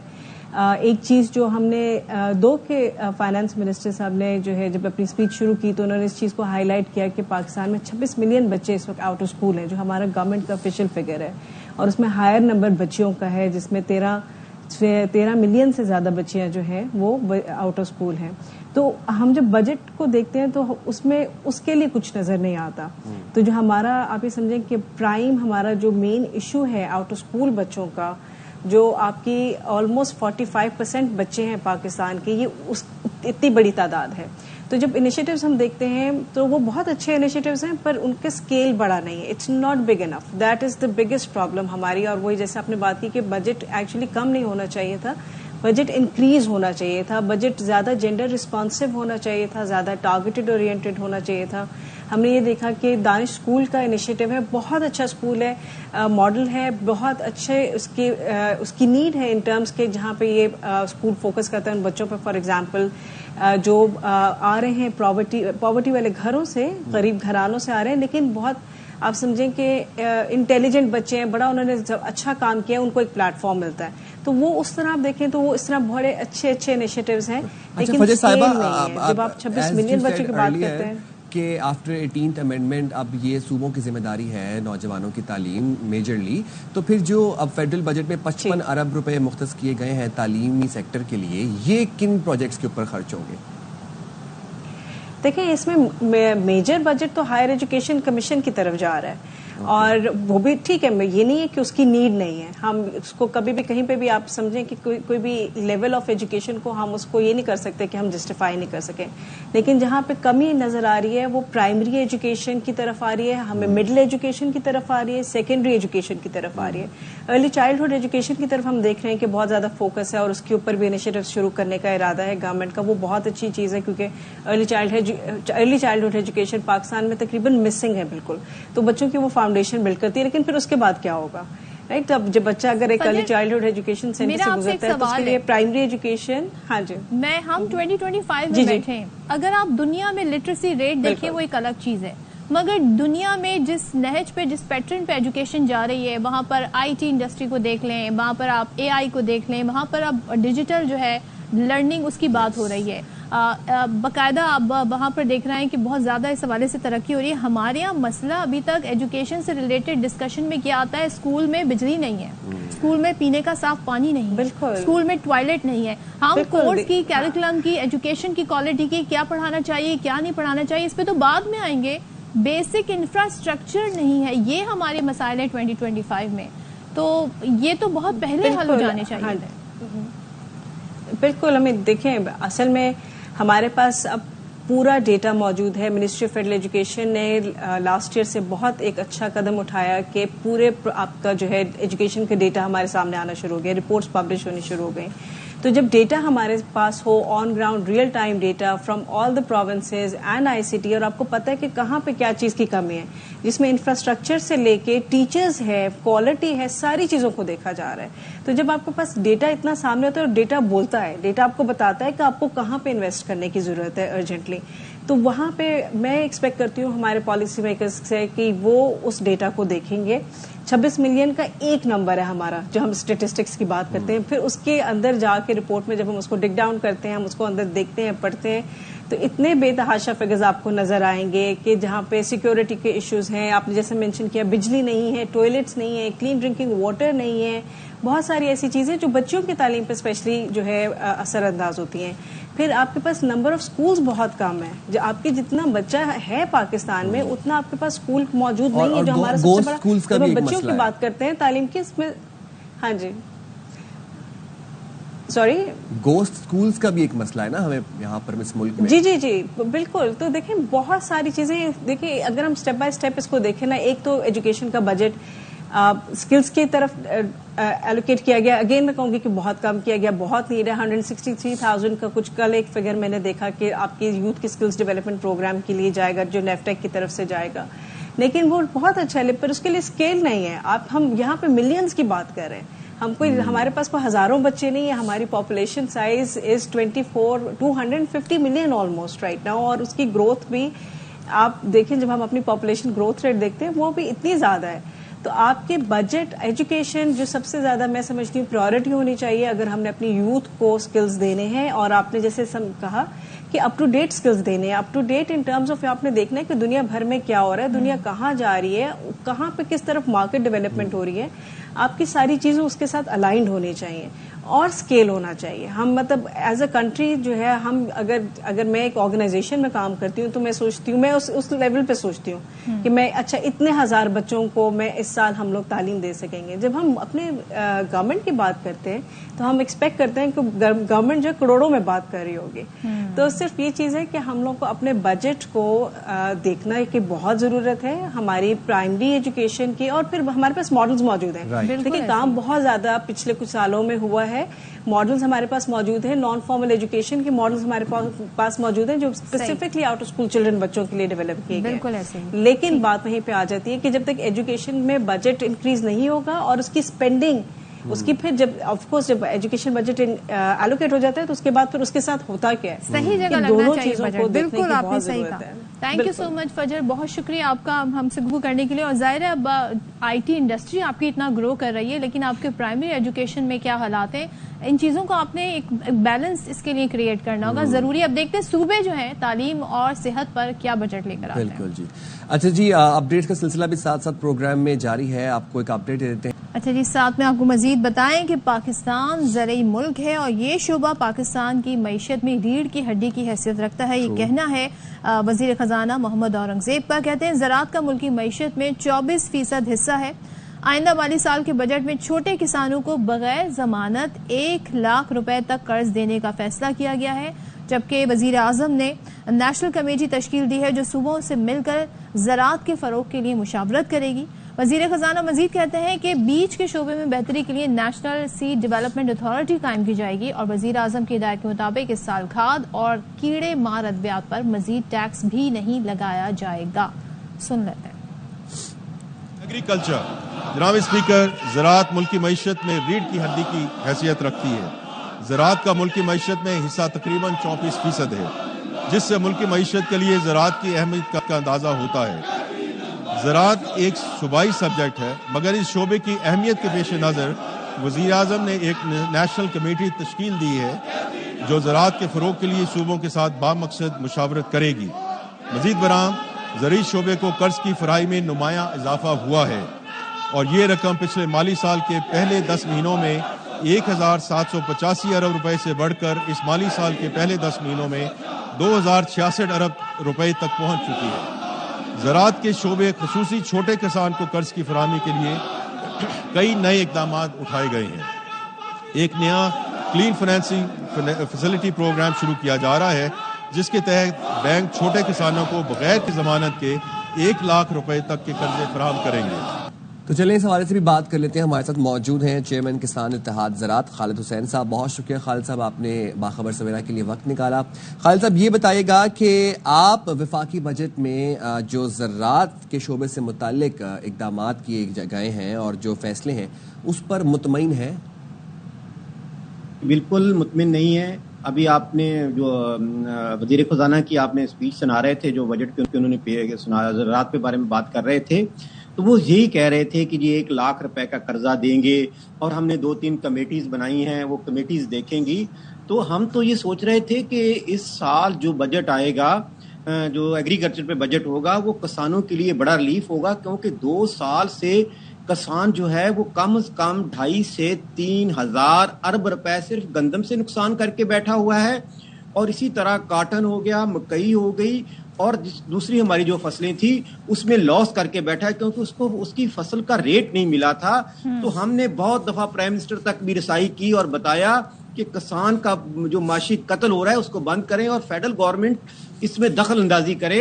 और बजट में हम समझ रहे थे कि बड़े पैकेज होंगे किसान के लिए, लेकिन वही बात जो कर्जों पे किसानों को भीख मांगने पे लगाया है कि 1 लाख रुपए का कर्जा देंगे. हम बार बार फेडरल गवर्नमेंट और सूबाई गवर्नमेंट से अपील करते हैं कि हमें कर्जा नहीं चाहिए, हमें कोई भीख नहीं चाहिए, हमें सिर्फ हमारी फसल का रेट दे दें.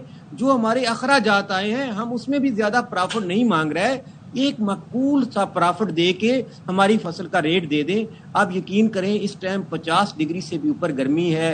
हमारा तो किसान 24 अपनी फसल की अपनी रखवाली रखता है. इस टाइम भी हम धूप में बैठे काटन की रखवाली कर रहे हैं और जुल्म देखें कि हमारी काटन जो है वो इस साल 50% कम काश्त हुई है. और अब जो کاٹن باہر سے منگوا رہے ہیں وہ $2 ارب کی امریکہ سے کپاس منگوائی جا رہی ہے. اتنا نہیں کہ صرف پاکستان کے کسان پہ پیسہ خرچ کریں, وہ اپنی فصل تیار کریں اور اس ملک کی ترقی. آپ نے خود ہی آئیڈینٹیفائی کر دیا ایشو کیا ہے. اب آپ نے کاٹن کی بات کر لی, مجھے بتائیں اور کون سی فصلیں ہیں جو زیادہ متاثر ہوئی ہیں, نقصان کیا ہوا, اور پھر ان کی بحالی کے لیے اقدامات کیا کریں. اب ایک چیز اور حکومت لے کر آئی ہے, وہ یہ جی نیشنل سیڈ ڈیولپمنٹ اتھارٹی کا قیام. تو ان چیزوں سے کچھ بہتری ہو سکتی ہے؟ جی, نیشنل سیڈ کی تو ایک بہت بڑا ڈپارٹمنٹ انہوں نے اسلام آباد میں بنایا ہوا ہے اور بہت بڑا رقبہ اسلام آباد کا آدھا حصہ انہوں نے اسلام آباد کا اس کو دیا ہوا ہے. لیکن بدقسمتی سے آج تک اس سیڈ ڈپارٹمنٹ نے کوئی ایسا سیڈ پرووائڈ نہیں کیا کہ ہم پیداوار بڑھا لیں. اب ہمارا پڑوسی ملک ہے, ہم گندم لے رہے ہیں 25 سے 30 من ایوریج, وہ لے رہے ہیں 80 سے 90 من. ہم کاٹن لے رہے ہیں 10 سے 15 من. ہمارا برابر پڑوسی ملک کا جو فارمر ہے وہ 50 من. میں حیران ہوں کہ 50 کیا 100% ابو ہمارے سے پیداوار بھی وہ زیادہ لے رہا ہے اور ان کی کاسٹ بھی کم ہے. تو دیکھیں, پہلے ہمارا آم باہر جاتا تھا, ہمارا رائس جاتا تھا, ہمارا کنو باہر جاتا تھا, سبزیاں باہر جاتی تھی. تو ہم انٹرنیشنل مارکیٹ میں, ہمارا مخالف جو ہے وہ انڈیا ہے, ہم نے اس کو بیٹ کرنا ہے اور اپنا چیزیں باہر بیچنی ہے, جسے ذرا مبادلہ ڈالر کی صورت میں پاکستان میں آ رہا تھا. لیکن بدقسمتی ہے 2-3 سال سے کہ اب کپاس $3 ارب کی منگوائی جا رہی ہے. ابھی تو یہ جو گندم کا ایشو جس پہ آپ نے پہلے بھی ایک دفعہ ہمارے ساتھ پروگرام کیا تھا, تو گندم 25 سے 30% اس سال کم ہوئی ہے. ان کو $2 سے 3 ارب کی گندم باہر سے منگوانی پڑے گی. اس طرح آپ دیکھیں تو تقریباً کوئی 1 ارب کی دالیں باہر سے منگوائیں گے تو $10 ارب کی تو چیزیں, یہ صرف جو ملک کہتا ہے کہ جو پاکستان 70% زراعت پہ ہے, اس کی اگر $10 ارب کی چیزیں باہر سے منگوا رہا ہے تو یہ کیسا ملک ہے جو 70% زراعت پہ چل رہا ہے. بلکہ زراعت تو 2 سال سے تباہی کے دہانے پہ کھڑی ہے. آپ ابھی ہم گاؤں میں تھے, گاؤں میں جا کے دیکھیں, اس بچے اپنے ہماری عید نہیں کر سکے کیونکہ ہمارے پاس وسائل ہی نہیں نظر آتے ہیں. ہمیں چیئرمین کسان اتحاد کے چیئرمین خالد حسین بارڈ صاحب, تھینک یو سو مچ, آپ کا بہت شکریہ. بہت سارے ایشوز انہوں نے ریز کیے. یہاں پر بریک لیتے ہیں, بریک کے بعد واپس آتے ہیں.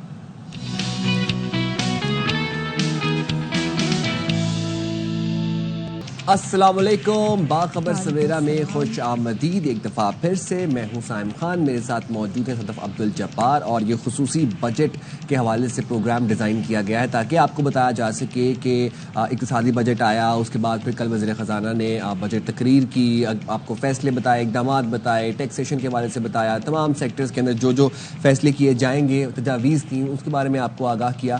تو ہم اس کو کوشش کریں گے کہ بریک ڈاؤن کر کے ایک سیکٹر کے بارے میں آپ کو آسان الفاظ میں, آسان فہم ایک لینگویج کے اندر آپ کو بتا سکیں. اچھا, ہم نے کافی سیکٹرز کے اوپر ڈسکس کر لیا. Construction sector still pending. اب کنسٹرکشن سیکٹر کی اگر بات کی جائے تو بجٹ میں تعمیراتی شعبے اور ریئل اسٹیٹ میں ریلیف دینے کی تجویز ہے. کمرشل جائیدادوں, پلاٹس اور گھروں کی منتقلی پر گزشتہ سال عائد کی جانے والی 7% تک کی فیڈرل ایکسائز ڈیوٹی ختم کرنے کی بھی تجویز دی گئی ہے. جائیداد کی خریداری پر عائد 4% ود ہولڈنگ ٹیکس کم کر کے 2.5%, اور جو ود ہولڈنگ ٹیکس 3.5% تھا, اچھا اسے کم کر کے 2%, جبکہ جس جائیداد پر 3% ود ہولڈنگ ٹیکس تھا وہ کم کر کے 1.5% کرنے کی تجویز ہے. اب کم لاگت کے گھروں کی تعمیر کے لیے قرض فراہمی اور جو مارگیج کی حوصلہ افزائی کے لیے 10 مرلے تک کے گھر اور 2000 اسکوائر فٹ تک کے فلیٹس پر ٹیکس کریڈٹ متعارف کرایا جا رہا ہے. حکومت مارگیج فائنانسنگ کے لیے جامع نظام متعارف کرائے گی, اور اسلام آباد کی حدود میں جائیداد کی خریداری پر سٹامپ پیپر ڈیوٹی 4% سے کم کر کے 1% کرنے کی تجویز بھی ہے. چلیں جی, تو یہ کیا کیا ہے ذرا اس کی ہم جان لیتے ہیں. موجود ہیں چیئرمین آباد محمد حسین بخشی صاحب. تھینک یو سو مچ بخشی صاحب, ہمارے ساتھ آپ ہیں اور اس صورتحال پہ جاننا چاہتے ہیں. بتائیے گا پراپرٹی خریداری پر جو عائد فیڈرل ایکسائز ڈیوٹی ہے ختم کرنے کی تجویز ہے, یہ کتنی فائدہ مند ثابت ہوگی, اور ریئل اسٹیٹ اور تعمیراتی شعبے کو کیا اس سے فائدہ ہوگا؟ بسم اللہ الرحمن الرحیم. صدف, آپ کا شکریہ and thank you very much for inviting me at your show. دیکھیے, FED فیڈرل ایکسائز ڈیوٹی پچھلے سال بجٹ میں لگی تھی اور یہ 3 سے لے کے 6% 7% تھی, اور عموماً یہ لگتی ہے ان مٹیریل پہ جس کو ڈسکریج کیا جاتا ہے, جیسے ٹوبیکو ہو, الکوہول ہو, جو کسی انڈسٹری میں بنتی ہو. ہم لوگوں نے اس کو کورٹ میں بھی چیلنج کیا تھا, بٹ الحمدللہ گورنمنٹ نے خود ریئلائز کیا کہ یہ غلط ہے, اور کوئی کلیکشن بھی نہیں ہوا خاص. تو انہوں نے واپس لے لی. دوسرا جو مثبت یہ this is the first step in the right direction. دوسرا کام جو کیا ہے انہوں نے 236K کا ٹیکس, یعنی اگر جب میں پراپرٹی خریدتا ہوں سو وہ میرے پہ اگر 3, 4 یا 4.5% تھا, اس میں تقریباً اگر جس پہ 3 تھا اس کو 1.5 کر دیا, 4 تھا اس کو 2.5 کر دیا, اور 4.5 کو 3 کر دیا. سو یہ ایڈوانس ٹیکس تھا جو مجھے میرے ریٹرن میں ایڈجسٹیبل تھا. سو انہوں نے وہ مجھے چونکہ اپ فرنٹ بہت پیسے دینے پڑ رہے تھے, سو اب انہوں نے یہ سہولت کر دی ہے کہ مجھے اپ فرنٹ پیسے نہیں دینے پڑیں گے. At the time of filing of return جو میری ٹیکس لائبلٹی ہے مجھے کلیئر کرنی پڑے گی. یہ بھی ایک اچھا اسٹیپ ہے اور رائٹ ڈائریکشن میں. تیسری جو انہوں نے ایک مثبت بات کی ہے, انہوں نے کی ہے کہ جو مارگیج فائنانس کرتا ہے اور اس کی جو انسٹالمنٹ دیتا ہے اس کو ٹیکس کریڈٹ ملے گا. یعنی آپ جیسے پروفیشنل لوگ جو تنخواہ سے اپنے پیسے کماتے ہیں, مارگیج سے مکان خریدتے ہیں, انسٹالمنٹ پہ خریدتے ہیں, تو 3 سال پہلے یہ الاؤ تھا کہ وہ جو انسٹالمنٹ آپ پے کرتے ہیں اس کو ایکسپینس آؤٹ کر سکیں اپنے ٹیکس میں. وہ بیچ میں ختم کر دیا تھا, اب انہوں نے دوبارہ الاؤ کر دیا ہے کہ وہ اس کو ایکسپینس آؤٹ کریں. یہ بھی ایک پازیٹیو چیزیں ہیں. لیکن بخشی صاحب وہ جو انسٹالمنٹ ہوتی ہیں وہ اتنی ان ریئلسٹک ہوتی ہیں مڈل کلاس طبقے کی. اگر میں بات کروں تو ہم باہر جو ایک سسٹم دیکھتے ہیں وہاں تو 20 سال 15 سال تک کے ٹائم فریم میں پھر ان کو مارگیج سسٹم میں لوگوں سے جو ہے ان کو انسٹالمنٹ دی جاتی ہیں. تو اس پر بھی نظر ثانی کی جا سکتی تھی آپ کے خیال میں؟ جی بخشی صاحب آپ سن پا رہے ہیں؟ اچھا ٹھیک ہے, بخشی صاحب سے ریکنیکٹ کرنے کی کوشش کی جا رہی ہے. اچھا, کنسٹرکشن سیکٹر کی بھی اگر بات کی جائے نا تو اس میں بھی کچھ فگرز کے اوپر ایک ذرا نا انسرٹینٹی سی ہے مجھے, جو میرا پوائنٹ آف ویو یہ ہے. اب دیکھیں آپ کی بجری کی سیل گری, اس کے بعد ہم دیکھتے ہیں کہ سریا گرا, ٹرانسپورٹیشن نیچے آئی. لیکن دین اگین اگر مجموعی طور پر کنسٹرکشن سیکٹر کی بات کی جائے تو انڈسٹری 6 پوائنٹ سمتھنگ کے فگر سے ایکسیڈ کر گئی, بومنگ نظر آ رہی ہے. تو this is something which I could not comprehend. اور میں یہ بخشی صاحب سے بھی سوال کروں گا کہ ذرا جو فگرز کی اوتھینٹسٹی ہے اس کے اوپر بھی ذرا ان کا کمنٹ چاہیے. But then again mortgage system is a very good initiative if اگر اس کی جو انسٹالمنٹس ہیں وہ ریئلسٹک ہوں اور وہ پیبل, ٹائم فریم اچھا ہو. بالکل آپ نے صحیح کہا کہ اگر ہم ویسٹ کے مقابلے میں اگر ہم مارگیج سسٹم یہاں پہ انٹروڈیوس کروانے جا رہے ہیں تو پالیسیز بھی ویسی ہی ہونی چاہیے. وہاں پر 15 سال 20 سال کا ایک ٹائم پیریڈ ہوتا ہے اور جو انسٹالمنٹس ہوتی ہیں وہ بہت کنوینئنٹ ہوتی ہیں, وہ پیبل ہوتی ہیں. ہمارے کیا ہوتا ہے 6 مہینے کا ٹائم, میکسیمم 1 سال کا ٹائم. اس ٹائم فریم میں پھر آپ جب ان سے انسٹالمنٹ 3 مہینے بعد بھی مانگتے ہیں تو کبھی وہ 36 لاکھ مانگی جا رہی ہیں, کبھی 50 لاکھ مانگی جا رہی ہے. تو وہ ان ریئلسٹک ہے مڈل کلاس طبقے کی میں بات کروں تو. اور دوسرا یہ کہ تعمیراتی شعبے میں جو خام مال ہے ہم یہ دیکھ رہے ہیں کہ اس میں بہت سارے ایسے آئٹمز ہیں جس میں ریلیف دیا گیا ہے. سو کیا حکومت اس طرف غور کر رہی ہے کہ جو ریئل اسٹیٹ ہے, جو کنسٹرکشن کا کاروبار ہے, اس میں مزید ریلیف دے کر اس کو پھر آگے بڑھایا جائے؟ بالکل. اور پھر اس کے بعد ہم دیکھیں کہ ڈالر کی جو قیمت ہے اس میں بھی استحکام ہے, ایکسچینج ریٹ ٹھیک ہے. تو اوورسیز پاکستانیوں کے لیے اب کیا اپرچونٹیز ہیں پاکستان کی ریئل اسٹیٹ میں, پاکستانی کنسٹرکشن سیکٹر میں انویسٹ کرنے کے لیے, اور وہ کیا فیصلے کر سکتے ہیں, اس حوالے سے بھی ہم بات کریں گے. بٹ دین اگین جو مارگیج کی ہم بات کر رہے تھے اور وہ بات ہو رہی تھی مڈل کلاس طبقے کے لیے. اب مڈل کلاس طبقہ وہ ہے کہ جو محض 70,000 سے 1.5 لاکھ, چلے بہت ہی اگر ہم ایک جمپ کریں تو 2 لاکھ تک کماتے ہوں گے ایوریج منتھلی. اور اب دیکھیں اس زمانے میں گھر بنانا اس تنخواہ میں ایک خواب ہی ہے.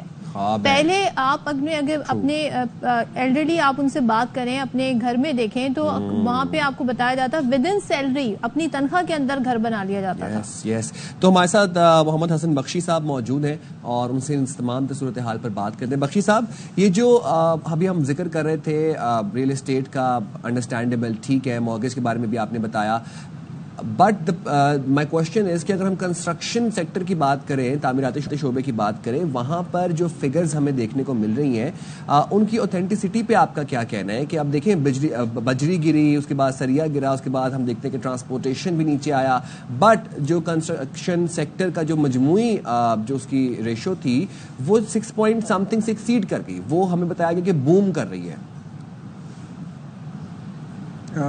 I have my doubts on these figures. مجھے نہیں لگتا یہ فگرز صحیح ہے, کیونکہ میں اپنے ارد گرد دیکھتا ہوں تو on going project through out Pakistan 60 to 70% اس وقت رک چکے ہیں, اسٹالڈ ہیں. اور نئے پروجیکٹ بہت کم آ رہے ہیں. سو مجھے نہیں پتا یہ 6.6% کا فگر کہاں سے آیا ہے, کس نے دیا ہے. I have my doubts and I reserve my comments. اچھا ایک چیز بتائیے گا, بحث چیئرمین آباد, اس بجٹ سے جو توقعات تھیں وہ پوری ہوئی ہیں یا سمجھتے ہیں کہ کچھ ایسے اقدامات تھے جو حکومت کو لینے چاہیے تھے؟ دیکھیے میں یہ سمجھتا ہوں کہ میں نے آپ کو 3 پازیٹیوز بتا دیے, میں آپ سے نیگیٹیوز بھی شیئر کرنا چاہوں گا, وچ منسٹر صاحب نے اپنی تقریر میں اناؤنس نہیں کیے, بٹ جب میں بجٹ کی کمنٹری سن رہا ہوں سو اس میں بتایا جا رہا ہے کہ ایک سیکشن ہے 236C, یعنی انہوں نے 236K میں جتنا 1.5% بڑھایا ہے. 236 ایک ٹرانزیکشن ہوتی ہے ایک بیچنے والے میں اور خریدنے والے میں, تو خریدنے والے میں انہوں نے 1.5% کم کیا ہے, تو بیچنے والے میں 1.5% بڑھا دیا ہے. سو وہ اس کا کوئی پازیٹیو امپیکٹ نہیں آئے گا. دوسری بات, انہوں نے ایک انسرشن کیا ہے سیکشن 114C, اس کے حساب سے کہ جو پراپرٹی خریدنے کے لیے آپ کا فائلر ہونا ضروری ہے, اور فائلر کے بعد اس کا ایلیجیبل فائلر ہونا ضروری ہے. ایلیجیبل فائلر کے بعد اس کے پاس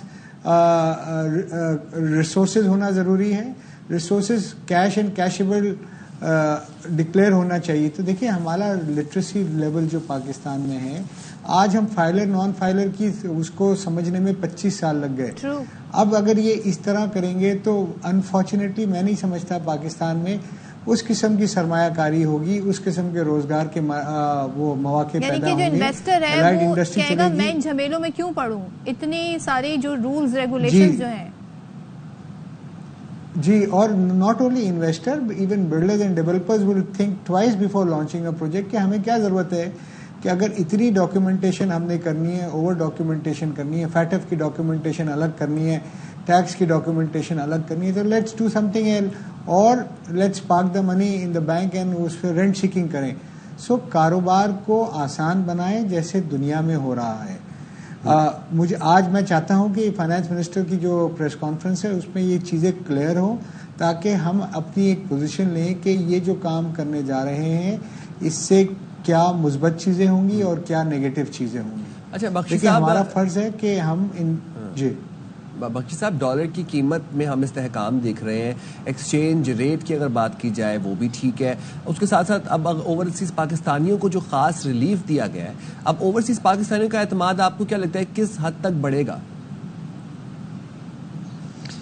دیکھیے یہ اس جنگ کے بعد نہ صرف اوورسیز پاکستانیوں کا بلکہ پاکستانیوں کا بھی اعتماد پاکستان پہ بڑھا ہے, پاکستان کی اسٹیبلٹی پہ بڑھا ہے, پاکستان کی پراسپیرٹی پہ بڑھا ہے کہ اچھا وقت آ رہا ہے.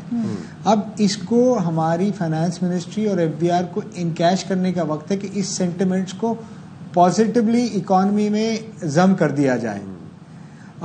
میں ایکسپیکٹ کر رہا تھا کہ اس بجٹ میں یہ کھل کے چیز نظر آئے گی, بٹ انفارچونیٹلی بہت ریسٹرکٹیو چیزیں نظر آئی. بٹ میں یہ بھی سمجھتا ہوں آئی ایم ایف پروگرام میں ہے, لمیٹیشن ہے. جہاں آپ نے کہا کہ اوورسیز پاکستانی, دیکھیے کوئی بھی کنسٹرکشن پیریڈ کا کمپلیشن پیریڈ ہوتا ہے 5 سے 6 سال, 4 سے 5 سال.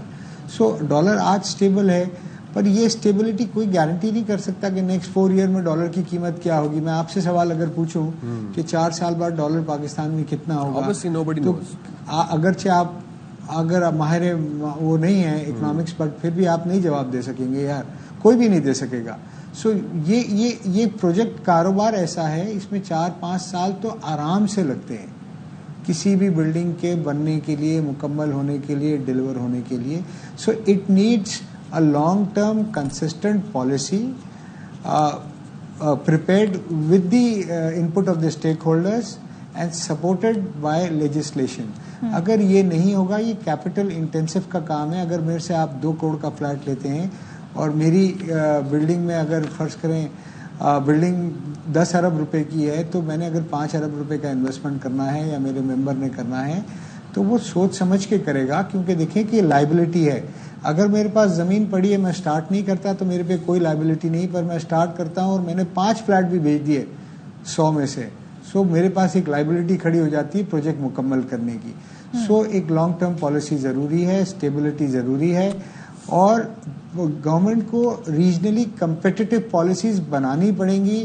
ان کو دبئی کو مد نظر رکھنا پڑے گا، کیونکہ ہمارا پیسہ انڈیا نہیں جاتا ہے، ہمارا پیسہ افغانستان نہیں جاتا ہے، ہمارا پیسہ فلائی آؤٹ ہو رہا ہے دبئی، ہمارا انویسٹمنٹ انٹرپرینیورز انڈسٹریلز بزنس مین وہاں جا رہا ہے. اسی طرح ہمارا پیسہ اب سعودی عرب بھی دیکھ رہا ہے. سعودی عرب از اوپننگ اپ بیکاز سعودی عرب بھی یہ سمجھتا ہے کہ کنسٹرکشن وہ انڈسٹری ہے جس نے دبئی کو بنایا، جو سعودی عرب کو بنا سکتا ہے، اور جس نے سیکنڈ ورلڈ وار کے بعد کنٹری لائک جرمنی جو تباہ ہو گیا تھا اس کو بھی بنانے میں ایک بہت کلیدی رول پلے کیا ہے.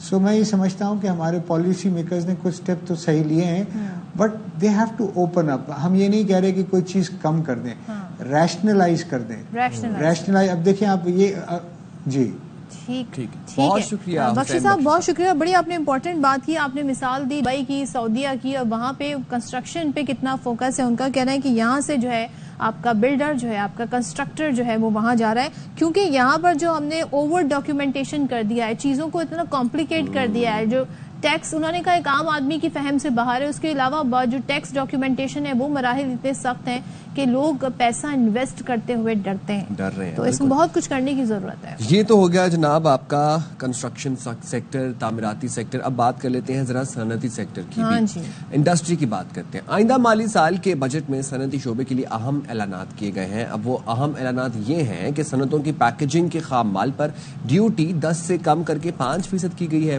فارماسیوٹیکل کی بات کی جائے تو فارماسیوٹیکل کے 381 خام مال پر ڈیوٹی 0 اور ڈائگنوسٹک کٹ پر ڈیوٹی 10 سے کم کر کے 5% کر دی گئی ہے. اسٹیل کے خام مال پر ڈیوٹی 15 سے کم کر کے 10% اور ٹیکسٹائل خام مال پر ڈیوٹی 0 کرنے کا اعلان کیا گیا ہے. جبکہ اب انڈسٹریل سلائی مشین پر بھی ڈیوٹی ختم کر دی گئی، جبکہ کسٹم ڈیوٹی کی حد جو ہے وہ 20% سے کم کر کے 15% کی جا رہی ہے. محمد اورنگزیب وزیر خزانہ ہمارے وہ یہ کہتے ہیں، انہوں نے اعلان کیا کہ کارپوریٹ سیکٹر کے لیے ریلیف کا فیصلہ کیا گیا ہے. سالانہ 20 کروڑ سے 50 کروڑ روپے آمدن پر سپر ٹیکس میں 0.5% کمی کی گئی ہے. چلیں تو جی اسی پہ بات کر لیتے ہیں. صنعت کار اور سابق صدر FPCCI زبیر طفیل صاحب ہمارے ساتھ موجود ہیں. تھینک یو سو مچ زبیر صاحب جوائن کرنے کے لیے. یہ بتائیے گا جو وفاقی بجٹ ہے اور صنعتی سیکٹر کے لیے کیسا دیکھتے ہیں، کن اسٹیپس کی یا کن پالیسیز کو آپ کو امید تھی، اور جو اعلانات ہوئے ہیں وہ کیسے ہیں، جو نہیں ہوئے آپ کے خیال میں اقدامات وہ ہونے چاہیے تھے کہ نہیں؟ ذرا اوور آل ہمیں اپنا تجزیہ دیجیے گا. بسم اللہ الرحمن الرحیم. دیکھیے بجٹ کو میں اس صورتحال میں بالکل مناسب سمجھتا ہوں. حکومت جہاں تک ہو سکتا تھا انہوں نے فیسلٹیز دی ہیں، ٹیکسز کم کیے ہیں.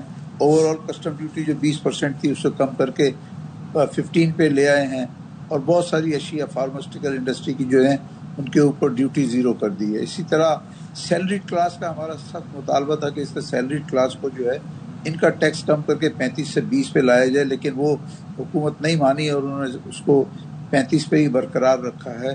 تو یہ جو سیلریڈ کلاس ہے اس کے لیے اس میں کوئی بھی وہ رعایت نہیں دی گئی. اور باقی جو چیزیں ہیں آہستہ آہستہ حکومت نے مختلف جگہ پہ، کنسٹرکشن انڈسٹری میں انہوں نے بعض جگہ پہ جو ہے چھوٹ دی ہے، ٹیکسز کم کیے ہیں. اس کا اوور آل امپیکٹ بہت اچھا آئے گا، کیونکہ جب کنسٹرکشن انڈسٹری چلے گی تو اس کے ساتھ بہت ساری دیگر انڈسٹریز بھی چلتی ہیں، جس میں سیمنٹ ہے، اس میں اسٹیل ہے، اس میں ٹائلز ہیں، اس میں اور دیگر اشیاء جو ہیں. تو وہ حکومت کا اقدام کنسٹرکشن انڈسٹری کے لیے بالکل مناسب تھا، اور میں سمجھتا ہوں کہ آنے والے 6 مہینے میں جو ہے وہ کنسٹرکشن انڈسٹری کو آپ دیکھیں گے کہ بہتری کی طرف جائے گی. بالکل. جب صنعت چلتی ہے تو اور بھی اس کے ساتھ بہت انڈسٹریز چلتی ہیں. خاص طور پر اگر ہم بات کی جائے جاب کریشن کی تو جاب کریشن از ہیویلی منسلک ہے وہ صنعت کے ساتھ. زبیر صاحب میرا آپ سے سوال یہ کہ ایکسپورٹ وی نو کہ ہماری معیشت کے لیے آکسیجن کا کردار ادا کرتی ہے. کیا آپ سمجھتے ہیں کہ بجٹ میں ایسے اعلانات کیے گئے ہیں جن سے برآمدات بڑھانے میں مدد مل سکے گی؟ دیکھیں بظاہر کوئی ایسی چیز نہیں آ رہی کہ انہوں نے ایکسپورٹ انڈسٹری کے لیے کوئی خاص مراحت کا اعلان کیا ہو. ایکسپورٹ انڈسٹری کا سب سے بڑا مطالبہ یہ ہے کہ بجلی کی قیمت کم کی جائے. ابھی جو 13 سینٹ کی بجلی ہے اس سے ہم بین الاقوامی مارکیٹ میں مقابلہ نہیں کر سکتے. ہمیں انڈسٹری کا یہ مطالبہ ہے کہ بجلی کی قیمت 9 سینٹ یا اس کے مساوی روپے ہونا چاہیے، اس سے زیادہ نہیں ہونا چاہیے، ورنہ ہم انٹرنیشنل مارکیٹ میں مقابلہ نہیں کر سکتے. تو میں سمجھتا ہوں کہ ڈائریکٹلی دیکھا جائے تو ایکسپورٹ انڈسٹری کو کوئی اتنا کوئی خاص فائدہ نہیں دیا گیا اس بجٹ کے اندر. اور اس میں جو مین چیز اگر کوئی ہے بندہ جس کا اس بجٹ میں خاص طور پہ ذکر نہیں کیا گیا وہ یہ ہے کہ اوورسیز پاکستانی. دیکھیں سارا پاکستان مل کے جتنی بھی ایکسپورٹ کرتا ہے وہ $32 بلین سے زیادہ نہیں ہوتی, لیکن یہ ہمارے جو پاکستانی بھائی جو دوسرے ملک میں رہتے ہیں وہ ہمیں تقریباً اس سال 37 بلین ڈالر بھیجنے جا رہے ہیں. تو ان کے لیے چاہیے کہ زیادہ سے زیادہ سہولتیں دیں. میں حکومت سے کہوں گا کہ ان کے لیے امیگریشن کاؤنٹر جو ہے نا, ہم جب بھی باہر سے آتے ہیں تو کراچی کے ایئرپورٹ پہ کیا ہوتا ہے کہ 12 کے قریب کاؤنٹر ہیں, 6 کے اوپر آدمی بیٹھے ہوتے ہیں, 6 پہ نہیں ہوتے, اور جو بیچارے اوورسیز پاکستانی آتے ہیں وہ لائنوں میں کھڑے رہتے ہیں. وہ ایک پر ہی ہوتا ہے. ایک چیز بتائیں طفیل صاحب, اب انڈسٹری کی جب ہم چلانے کی بات کرتے ہیں بڑا ایشو اٹھا بجلی کی قیمتوں کی وجہ سے, دیگر یوٹیلیٹیز جو بلوں میں رعایت ضروری ہے, لیکن کیا آج کے جو ریٹس ہیں ایسے ہیں کہ صنعت کار اس سے مطمئن ہے؟ ٹھیک ہے, زبیر صاحب سے رابطہ کرنے کی کوشش کی جائے, ریکنیکٹ کرنے کی کوشش جا رہی ہے ان کو. آپ بالکل آپ کا یہ سوال مجھے بھی اس کا جواب جو سننا ہے کہ کیا سازگار ہے یہ اقدامات. اچھا دوسری بات یہ ہے کہ مقامی جو سولر ہے اس پر بھی آپ نے ٹیکس لگا دیا ہے, تو اب جو صنعت کار انڈسٹری پہلے ہی آپ کی ذب و عالی کا شکار تھی وہ یہ کہتے تھے جی ہمیں سستی بجلی دی جائے. اب یہاں پر اگر سولر پینل کی بات کریں اس پہ بھی 18% درآمد جو ہے وہ ٹیکس لگا دیا گیا. سستی بجلی کا آلٹرنیٹو یہی تھا نا کہ سولر پینلز لگا لیں, اور اس کے اوپر بھی 18% اب جو ہے وہ ٹیکس عائد کر دیا گیا ہے. اور وہ بھی اب آپ یہ دیکھیں کہ اس وجہ اس کو آرگیومنٹ یہ دیا جا رہا ہے کہ مقامی انڈسٹری جو ہے سولر پینل کی اس کو فروغ ملے گا. جی اس کو فروغ تو ملے گا, لیکن آپ کی مقامی جب آپ مقامی مارکیٹ میں سے کمپٹیشن ہٹا دیں گے, جب آپ جو ایکسپورٹڈ سولر پینلز ہیں ان کی کمپنیز کو نکال دیں گے تو آپ کی مارکیٹ سیچوریٹ ہو جائے گی, اس میں ایک ڈومیننس کریٹ ہو جائے گی, اور پھر من مرضی کی جب ڈومیننس کریٹ ہوتی ہے پھر من مرضی کے جو ہے وہ ریٹس کا انتخاب کیا جاتا ہے. اینڈ یس, اور پھر جو کوالٹی آپ کو ملے گی آپ کو اسی پہ کمپرومائز کرنا پڑے گا. چلیں جی کچھ اپڈیٹس مین وائل وہ شیئر کر لیتے ہیں. صاحب میں آپ سے یہ جاننا چاہ رہی تھی کہ مجھے یہ بتائیے گا کہ خاص طور پہ جب ہم بجلی کے بلوں کی بات کرتے ہیں تو جو کچھ ایسی اس میں ریلیف آپ کو نظر آ رہا ہے, سولر پینلز جو ہیں ان پر بھی اب ٹیکس لگا دیا گیا ہے, تو جو ہماری انڈسٹری ہے وہ اس حوالے سے کیا سوچ رہی ہے, جو رعایت ہونی چاہیے تھی صنعت کار اس سے مطمئن ہے؟ دیکھیں سولر پینل پہ جو سیل ٹیکس لگایا گیا ہے یہ حکومت کو کیونکہ فنڈز کی ضرورت ہے, ادروائز اس سولر پینل سے پورے پاکستان کو, انڈسٹری کو, گھر والوں کو, سب کو سستی بجلی حاصل ہو رہی تھی گزشتہ 1 سال سے. لیکن حکومت جب دیکھتی ہے کہ کسی کو کوئی فائدہ ہو رہا ہے تو وہ حکومت سے برداشت نہیں ہوتا, تو وہ کہتے ہیں اچھا اس کو چھینو, لوگوں سے چھین لو جو بھی کچھ. حکومت کا کہیں بھی میں نے کبھی موٹو نہیں دیکھا کہ حکومت کو کچھ دو اور بس لینے کی بات کرتے ہیں, چاہے وہ صنعت کار ہو اس سے چھینو, عوام ہے اس سے چھینو. یہ انہوں نے دیکھا کہ جی سولر پینل پہ ان کو بجلی سستی پڑ رہی ہے تو کیوں پڑ رہی ہے, اور اس کو انہوں نے حاصل کرنے کے لیے 18% سیل ٹیکس لگا دیا, اور اس سے ان کو اربوں روپے حاصل ہوں گے. اچھا زبیر صاحب, اب یہ جو تجاویز سامنے آئی ہیں بجٹ, وفاقی بجٹ کے حوالے سے, آپ کو لگتا ہے کہ آئندہ فسکل ایئر میں پاکستان میں صنعت لگانا آسان ہو گیا ہے یا مزید مشکل ہو گیا ہے؟ پاکستان میں ابھی دیکھیں آج کل صنعت لگانا نا بہت مشکل, بہت ہی مشکل ہے. اور میں آپ سے عرض کروں حکومتی ادارے خاص طور پہ FBR جو ہے نا, یہ جو ایگزسٹنگ ٹیکس پیئر ہیں ان کے پیچھے پڑے ہوئے ہیں, اور یہ ان کو تنگ کرنے کے لیے ہر وقت جو ہے دونوں ہاتھوں کو استعمال کرتے ہیں, گلا بھی دبانے کی کوشش کرتے ہیں اور ٹیکس بھی لینے کی کوشش کرتے ہیں. تو میں دیکھیے میں 50 سال سے بزنس کر رہا ہوں اور مجھے افسوس سے کہنا پڑتا ہے کہ آہستہ آہستہ جیسے جیسے ٹائم گزر رہا ہے FBR کا رویہ ٹیکس پیئر کے ساتھ, بھائی ان کا تو کام ہے جائیں جو لوگ نیٹ میں نہیں ہیں ان کو جا کے پکڑیں, تو یہ بجائے محنت کرنے کے کہ جا کے نئے ٹیکس پیئر کو پکڑیں, جو ایگزسٹنگ ٹیکس پیئر ہے اسی کی جان کھانے کے لیے ہر وقت تیار بیٹھتے ہیں, ان کو نوٹس دیتے ہیں. ہر بزنس مین جو ہے اس کا 20-25% وقت جو ہے ان کے نوٹس کا جواب دینے میں لگ جاتا ہے, بجائے اس کے کاروبار کریں, مال ایکسپورٹ کریں. ہمارا یہ کام ہوتا ہے بھائی اس کا نوٹس آیا, نوٹس کا جواب دو. تو میں مایوسی کی ہوں, اور آپ نے کہا کہ اگلے سال یہاں پہ مجھے نہیں لگتا کہ یہاں کوئی صنعت کاری کرے گا پاکستان کے اندر آنے والے 1-2 سال کے اندر. مجھے کوئی ایسی امید نظر نہیں آتی جب تک کہ حکومت اور FBR اپنے رویے میں تبدیلی نہیں لے کر آتی. رویے میں تبدیلی بہت امپورٹنٹ ہے. بہت شکریہ زبیر صاحب. چلیں جی हाँ जी, ब्रेक ले रहे हैं, ब्रेक के बाद वापस आते हैं।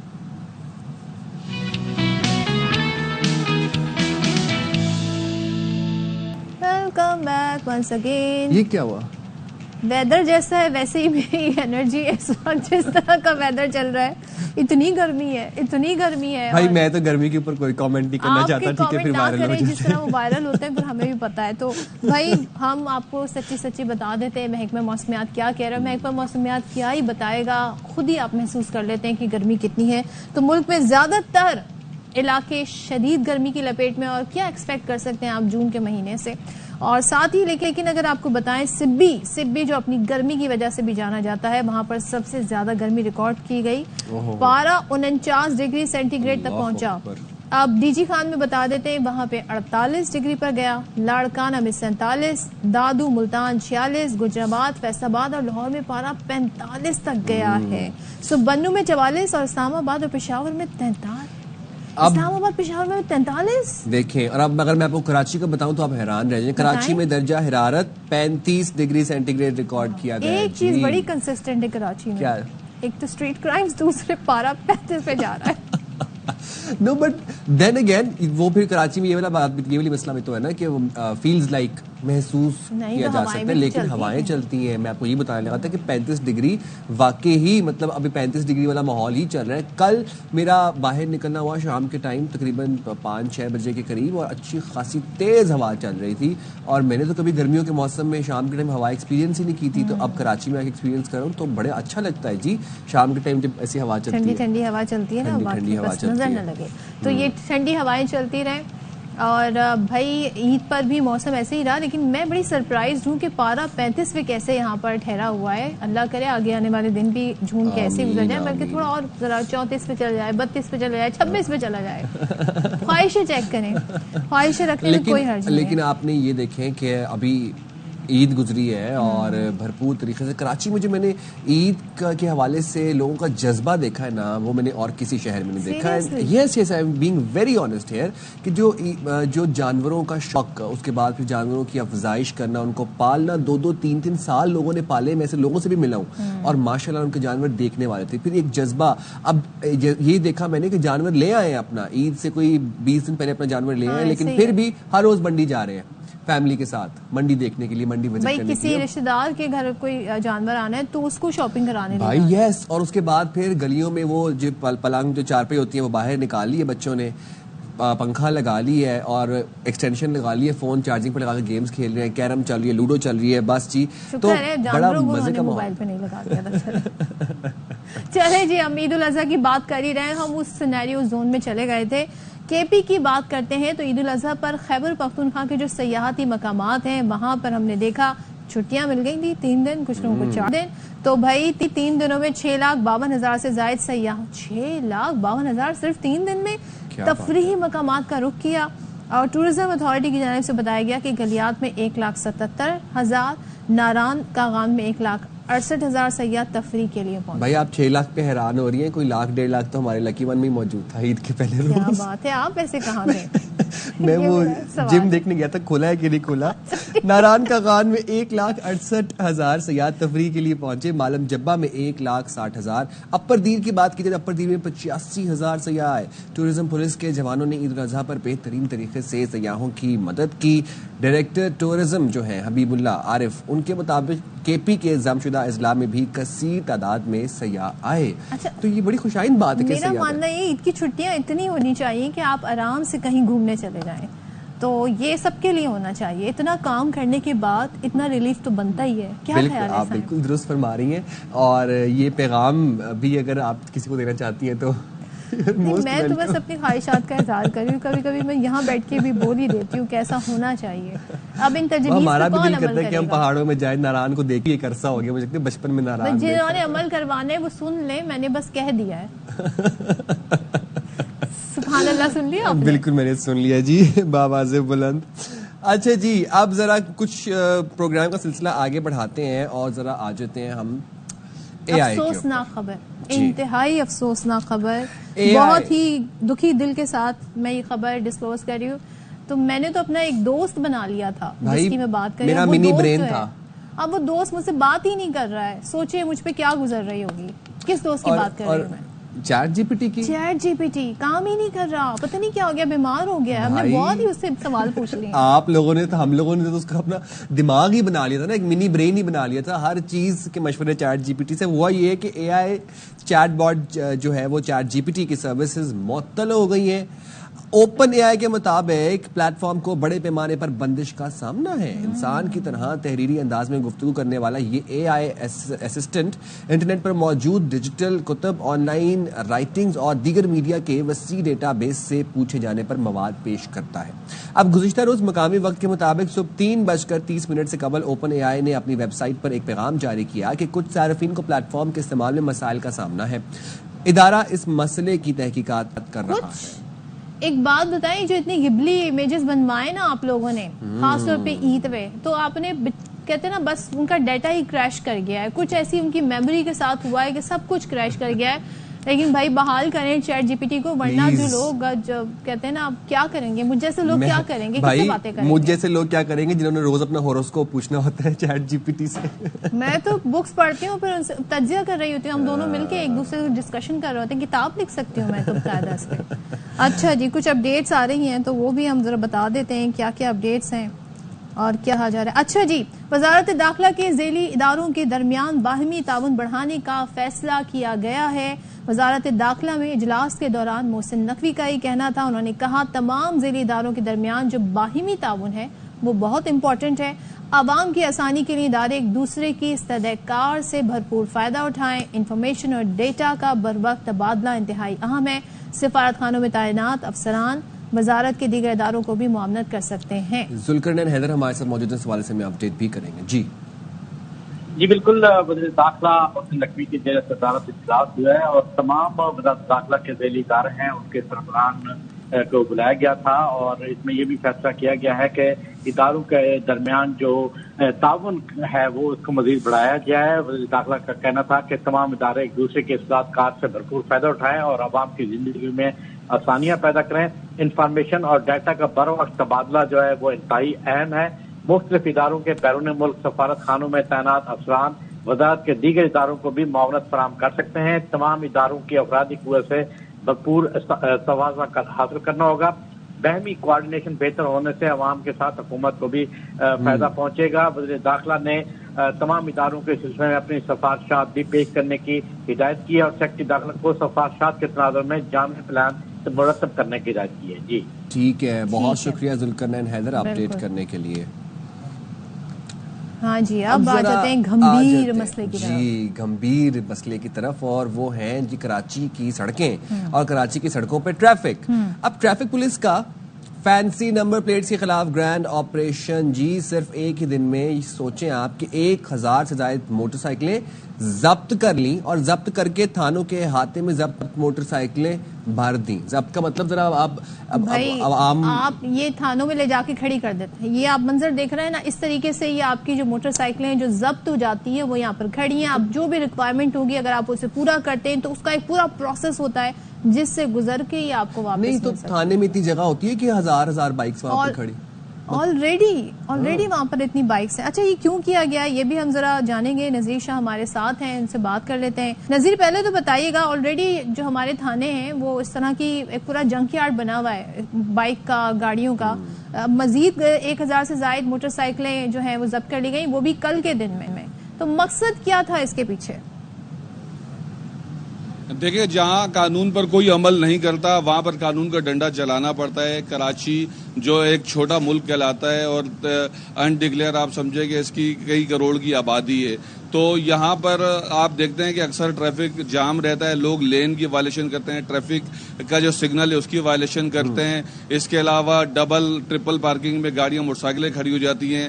ان تمام چیزوں پر ٹریفک وائلیشن کے خلاف اور جو گزشتہ دنوں جو بڑی تعداد میں حادثات ہو رہے تھے, اس کے بعد سندھ گورنمنٹ, ٹریفک پولیس اور دیگر اسٹیک ہولڈرز کی جانب سے ایک میٹنگ ہوئی تھی جس میں یہ طے کیا گیا تھا کہ اب اسلام آباد, لاہور کی جس طرح وہاں پر ای چالان کیا جاتا ہے تو اس سسٹم کا اب نفاذ کرنا ناگزیر ہو چکا ہے.